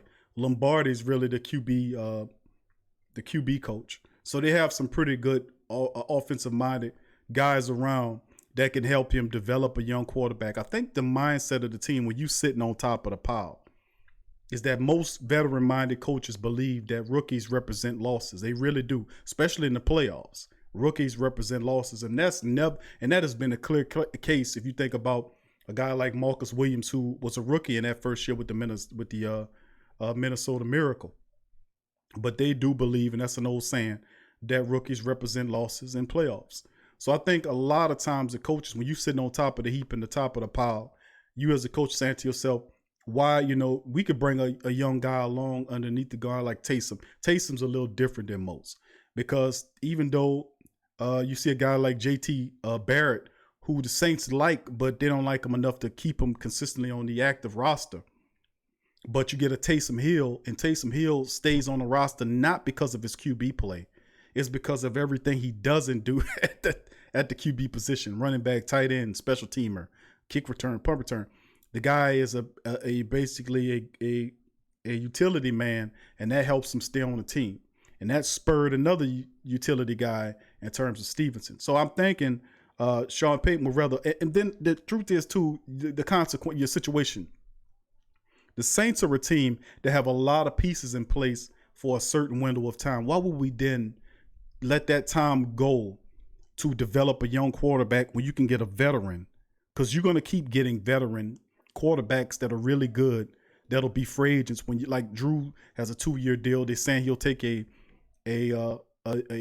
broadcast deal with NBC or what have you. If that is indeed the case, then you have Aaron Rodgers and several other people that'll be hitting the free agency market again next year.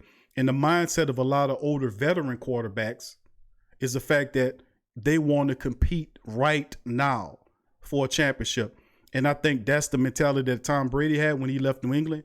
He looked at 4 teams that had an opportunity to go to Super Bowl, and had the Saints, Drew Brees decided to go. I really do think Tom Brady will be our quarterback right now. I'm just going to keep it real with you. And it could be the same thing for Aaron Rodgers next year. If Drew leaves, then you definitely got to say that Phillip Rivers is a free agent. He only signed a 1-year deal with the Colts. Aaron Rodgers will be a free agent next year, and most people say he'll never leave Green Bay. But if the Saints are there, I'm telling you, he will leave Green Bay. I'm telling you, to play in the warm dome in front of a QB-friendly system. And I know that Aaron is a great quarterback in what he does, but most really excellent, legendary, or excellent quarterbacks will love to play behind the offensive line. That's going to be the top 5 offensive line for the next 4 or 5 years. They have a pass rush who they keep consistently get better, and sneaky but surely, a lot of people don't realize this, that the Saints have developed young talent on the team that's going to be here for the next 5 to 6 years. You got guys like Michael Thomas, who just got a big stack of cash to be here. Cam Jordan just got paid, even though Cam just touched his 30. Kamara's going to get his money. Lattimore's going to get his money. Ramczyk is going to get his money. And you still have talent like Cesar Ruiz. You still got McCoy there. Andrews is going to be there. They'll rework Teron Armstead or draft another guy next year. DeMario will get a cheaper contract to play. And they still have the ability to draft well and subsidize the draft with undrafted guys. This team is known as a team that lets undrafted guys get here. So the Saints have a lot of leverage to bring talent on the team and not just counting on one thing to keep the team consistently good. So, like I said, if I'm Sean Payton, I'm Aaron Rodgers or Phillip Rivers, and they see the Saints, they're going to look at the Saints because those quarterbacks, they haven't been in Super Bowls before. I know Rivers hasn't. Aaron Rodgers has been a while. So you would say, you know what, man, I'm looking at the Saints like Brady did. He was watching to see what Drew Brees was going to do. I'm telling you. And he said that in several articles, by the way. So y'all can research that. But very true. So if I'm Sean Payton, he can develop the quarterback if he want to. But his perspective is, while I'll do that, I can go and get, if I got a guy like Aaron Rodgers, who I respect, or Phillip Rivers, you going to pass that up? Now, Jameis Winston's a good pickup, and he'll be an excellent story, but he will have to compete with whoever they get coming here next year. And we'll see. If Drew stays, in my opinion is he does. If he doesn't, then you got Aaron Rodgers, you got Phillip Rivers, you got a crop of quarterbacks in the draft if you go that way. And I'm telling you, the Saints are going to be the preferred destination for top-notch talent for the next several seasons. Just keeping it real with you. they're gonna be that preferred destination because of the region, because of the fan base, the fact that Saints always keep it pretty good with the cap. And remember, the Saints are going to get cheaper contracts from guys like Rivers or or Rodgers, based on the fact that people want to be here. It's not like you trying to force you to come somewhere you don't want to be. You're going to take a little less money to be where you want to be, if that's really where you want to be, and if it's going to work with the harmony of the team. If not, the Saints are not desperate for you to say, okay, come on down here. They know that they got guys lined up, like they got seasons of people lined up on the season, the season ticket roster that want season tickets. They have a 2, 3, 4, 5 year wait. So just like you got those people that's on a waiting list for the next several years, you got free agencies the same way. The free agency people the same way. So thank you for the question there, Iceman. That's my perspective. Thank you, family. Who that to you? All right, family. Appreciate Iceman. That was the last call. And let me run down a few of the names and answer a few comments from the family before we shut the stream off. We're approaching 2 hours and 40 plus minutes of a great Saint Tank talk. Let's see. Dada says, he may play a full season this year. Davenport may end up with 10, 11 sacks easily. If you get a compliment to Davenport, and I'm saying that Davenport can't be, that he's going to be hurt next year. I'm not saying that at all. But I'm saying if you have an opportunity to get a veteran pass rusher that could start, and then Davenport kind of situates with this guy, you will have a supreme, you keep Davenport fresh, you can get a lot more out of him, because you're putting him out there and he keeps getting hurt. What do you think that do to his psyche? So I'm saying give him a little help, because I believe that they put him out there a little too soon. If Okafor was still on the team, you know that Okafor would have, if the Saints had signed Okafor would have not lost his job to Davenport. Davenport would have still been a situational pass rusher. He wouldn't have beat Okafor out. Me and you both know that, because Okafor is impactful when he plays. That's why the Chiefs gave him all that money. But the Saints have to get that. And getting a one-year veteran there to sit behind, to sit ahead of Davenport, while Davenport still plays situational snaps and can still learn from that guy, is a win in every level. But you can, my thing is, you need an insurance policy there that's bigger than college guys who did it in college, who you don't know if they're going to do it effectively in the pros, or a special teams guy who can be a situational pass rusher but hadn't done it effectively over his entire career with the Steelers. Or a guy like Granderson, who's undrafted, who has the potential, but is a question mark, similar to what Noah Spence was. Or Trey Hendrickson, who's had opportunity after opportunity, year after the year, to represent and has gotten hurt and has not been there. You need a more reliable insurance policy than those guys. All right, who that to Eddie Evans? I see you, Eddie. Say, what up, Big Q? And who that family? Much love to all y'all. Stay safe. Same to you, my family. Who that to you? Jasper Bowden. Who that to you? Jasper, I see your family. And a live chat as well. Who that to you as well? Who else we got there? Superstar Louisiana boy. Who that to you as well? Verlin says, Q, don't put me down. There was a Felcants. It's bad enough being surrounded by these bum ass putty tats in North Carolina. I got you, family. Thank you, Verlin. Superstar said I can't call it, but I might spoil it. You dig? Let's see. Sufyan said they tried with Mahomes. All right. Iceman says Tom Brady is better than Drew, fam. I'm sorry. Would you rather have rings or status? Farouk Obasi says if Winston becomes our starter after this year, he will win MVP and a Super Bowl with us. All right. I got you. I'm going to hold you to that, Farouk. All right. Inevitable said I hate Rodgers, but his skill set will be lethal in the dome. I'm telling you. You got the fast turf of the dome. The man did all that in the snow out there in Green Bay, in the snow, throwing. And now his mentality suck sometimes, because you can see, where's like Drew shows emotion. Aaron Rodgers is not the personality. He has a talent, but the personality is not the same as Drew. You see what I'm saying? He's a bit of an asshole, I heard, and that could be problematic as your quarterback, because he's not as outgoing. And contrary of his if you look at his State Farm commercials that he used to do, when he's a bit of a killjoy, that's that aspect of it that you have to look at as well. But, we'll see. It's a uniqueness about the culture. It brings out the best in people in the locker room. Maybe it can do that for him. Superstar Louis, I would take Winston over a old Rodgers. Iceman says, do you think Everson Griffin didn't want to sign with the Saints because he kept beating us? No, I don't think that's the case. I think sooner or later, if it's meant to be, it'll be. The Saints are in the market for a veteran defensive end. He's still out there, and no doubt about it, if you're looking at teams, you want to play for a contender. So you got to have the Saints in your top 5. You got to. If they're looking at Clowney, you know, and the agent got to say, look, they're looking at Clowney. You won't get involved in that? Sure. That's something we're going to hit down the line, I'm telling you. Because there's just too much out there. We putting it out there. It's truth to speaking truth to power. No, we speaking about it. We thinking about it. And then we had the reporters writing stories about it now.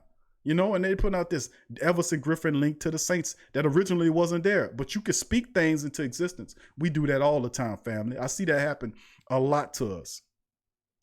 Okay, let's keep it going. Evel Expertise says Rivers would need 1990s Dallas O-line to succeed. Then it says, Q, why don't you tell Peyton to sign Griffin? I'm telling you, it's coming. If he wants to see people, the only reason why he wasn't signed was because he wanted to meet face to face. At that time, he couldn't. The country was shut down. Now that the country opening up again, there's no reason why he can't at least have a discussion or a phone call or a meeting with them. Because if they're open to Clowney, they're definitely open to a Griffin. It's just keeping it real. That is definitely, in my opinion, coming real soon. Who that to you as well, Demi? I see you, baby. Kelvin Washington from Phoenix, Arizona. What up, Kelv? Good to see you in the chat as well. Old Baldy, who that from H-Town. All right, H-Town in the building. I got you. Scoop said hit the like button. Enjoy the Pro Media Network Sport Talk. Thank you, family. And who that? Yeah, I like the Aaron's commercials. Yeah, he's a bit of a killjoy to me. His personality is not the same as Drew, which would be my only thought process if he can acclimate to the Saints' fun environment because of his reservedness and as the quarterback.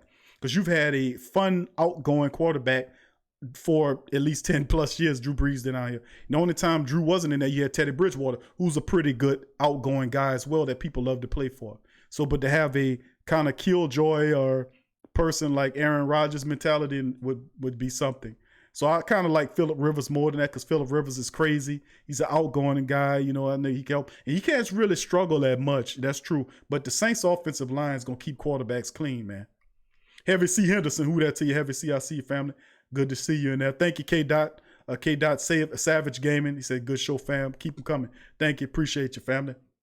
Now we get to the part of the show, family, where, you know, I'm about to shut the stream down. If we didn't have to do the Pelican Post-Game Report tonight, I would continue to do at least another hour of the show. OG to the 3 degree. Let me say that again. OG to the 3rd degree. I got you, family. Who that to you? Trail Hatch, invite him here. Subscribing today. Thank you, OG to the 3rd degree. Who that? And welcome to the great Saints Think Tank family. Who that to you? Welcome. Thank you for joining us. And that's a part of it. But, you know, we at 9 o'clock, we got the Pelican Post-Game Report. The link is in the chat. If you guys want, if you're a Pelican fans and you want to hear some passionate Pelican talk, you can feel free to hit the link. It's in the chat, and there's a link in the description section, but you can scroll in the chat. It's called, it should be in the chat. If any one of our moderators can post that link for the family members again, for the Pelican Post-Game Report, we will be doing a show. This is the first show we've done in 3 months. You know, on the Pelican Post-Game Report, and we used to do weekly content on the show covering the Pelicans, but with no NBA talk and them not knowing what the hell they're going to do, we were on a brief hiatus pertaining to that. Who that to you, Darrell? Darrell Freeman, who that to your family? You missed a lot, family. We toward the back end of the show. But that's what I'm talking about. But as far as the Saints content is concerned, man, we're going to keep it rolling. But we have, last week, we had several programs that came out with the position room breakdowns. Just to give you a brief synopsis on what's headed for next week. Every week next week, we'll have content dropping and coming out every week. So if I don't know if y'all noticed this by now, but there's been content we've done. We drop something every day. And we're going to continue to do that. We ratcheted up the programming because of the family members. The family members are demanding it. The family members are at the Patrons. They are donating. And when the family members turn it up like that, you got to represent. So when they turn it up, I'm turning it up. So I'm doing everything. I'm working, and I got the family working with me, and we're doing everything we can to continue to turn out good content. We did the entire breakdown on the Saints offense through the rooms. We did the QB, running back, tight end, offensive line, wide receiver room breakdown next week coming up. Starting Monday, and then Tuesday, Thursday, and Friday, we'll have the defense. We'll go to the defense and break down the defensive edge rushers, the interior defensive line, linebackers, cornerbacks, safeties, and special teams. We'll be breaking that down and releasing that, every week next week at 5 o'clock. So be looking out for that content. Of course, those videos go to our Patreon family members first, And of course, our YouTube members first, they see them first before the rest of the platform. It's just how it's set up like that. If you want to be access to those videos, join patreon.com/the PRO Media Network to get access to those videos before the rest of the family members can. And like I said, we've been turning it up here. And we have more of the defense breakdown coming up in the upcoming weeks. Now, of course, tomorrow as well, as you can see the banner for the Patreon, to become a Patreon and show if you enjoyed and you want to take it to the next level, you can donate whatever. You go to the patreon.com/the PRO Media Network for more information. That's the link there on the banner, and the link is in the description section as well. Access to lock content too. We do a TSC Q&A live show every Tuesday night on our Patreon page. So if you want access to that material that never hits the light of day, the regular show, it's just the show we do strictly for Patreon. Although this upcoming Tuesday we'll be having a open show so people can see what the TSC Q&A show is like. We'll be doing that one time coming up this Tuesday, where the entire platform could be able to see it just for just that one time to see what the content is like. It's a little bit more personable and connection as people get there and we talk about it. You can even be able to call up and everything. TSC Q&A is a part of the Patreon deal as well as the YouTube member, and also On Cue with Big Q, which is an entertainment and show. We talk about a lot of deep stuff on that show. I ain't gonna lie to you. There are several shows available exclusively through the Patreon channel if you're interested in that and paying attention. Also, let the family members know that the Pro Radio is available, Spreaker.com/the Sports Coma, to listen to all the shows in their audio formats. I mean, the Sports Coma, Pelican Post Game Report, Ring King, Boxing World, and Tough Tiger Talk, which is the other platforms that we do, the other chat that we do. You can listen to those audio streams live as well. And just to let you know, that is available at Pro Radio. That's Spreaker.com/the Sports Coma. Link is in the description section as well. And also to let the family members know about the Pro Shop. We got several interesting new shirts that's coming out that'll be available tomorrow, matter of fact. And those shirts we have some really great I'm telling you, man, got some really great material coming. We usually produce at least a shirt a week because we have designers and people that come out with them and work and come up with these great ideas. God is a Saints fan. In the rest, we got that going on. That's strictly a thing that Reverend Saint, that's one of his great sayings that he likes to say, God is a Saints fan, Saints fan. You know, that's God. Reverend Saint talks that way. Live your best life. Inspirational shirts as well as Saints Black and Gold Novelty is available at the Pro Shop. You can get 15% off with the code Stay Strong. Remember, each purchase goes back into the platform and helps build a platform for everybody. So just links in the description section below on the Pro Shop as well. So just to let the family, I thank all y'all, man, for all the beautiful things that you guys have done as we continue to turn it up. Remember, tomorrow and for the last several weeks now, we've been doing what we call TSC Madden simulations. And we've been simulating the Saints 2020-21 regular season. The first two matchups, we had Tampa Bay. The Saints beat the Tampa Bay Buccaneers. They had a shootout with the Raiders in week 2, which they're 2-0. So just to let the family members know, the TSC Madden Saints simulations are at 12 o'clock every Sunday on this channel. And this week, it'll be the Green Bay Packers. Weirdly enough, Aaron Rodgers and the Green Bay Packers updated roster against the Saints updated roster in the Dome. So make sure you guys pencil that in your calendar. We'll have that coming at you as well tomorrow at noon. So just to let the family members know. Also, tonight at 9 o'clock, we'll have the Pelican Post Game Report. Tomorrow will be On Cue with Big Q, the new episode of On Cue with Big Q to our Patreon family. And then, of course, we have a Ring King Boxing World that'll be released on Sunday night. A lot going on, family. Just keeping it real with you. So I appreciate y'all for all y'all do. Much love to y'all. Thank y'all for joining me today on the show. Please hit the like button, subscribe if you aren't a subscriber, and welcome to the Great Saint Think Tank, bro, with real passionate fans live here. Much love to the family members. I'm going to give me something to eat and something to drink. It's been almost 3 hours to the Dome. That's how we roll here, man. Nobody playing with us when they come down to this Saint Talk. We talking passionate and entertaining. It's edutainment. It's edutainment. The Sports Coma, the Great Saint Think Tank is edutainment, baby. 3, 4, 5, 6 hours don't make a difference, family. We're going to have a ball. So I appreciate y'all for calling, chiming in. Thank my callers for calling in. Soufain called all the way in from Paris. Big ups to him. Thank you for calling. Trail, Iceman, and the rest of the family members. Thank y'all. Love y'all. Appreciate y'all. Who that? And I'll see you later. Yeah. Well, all right. Like you always say, welcome, welcome, welcome. Number one sports talking D.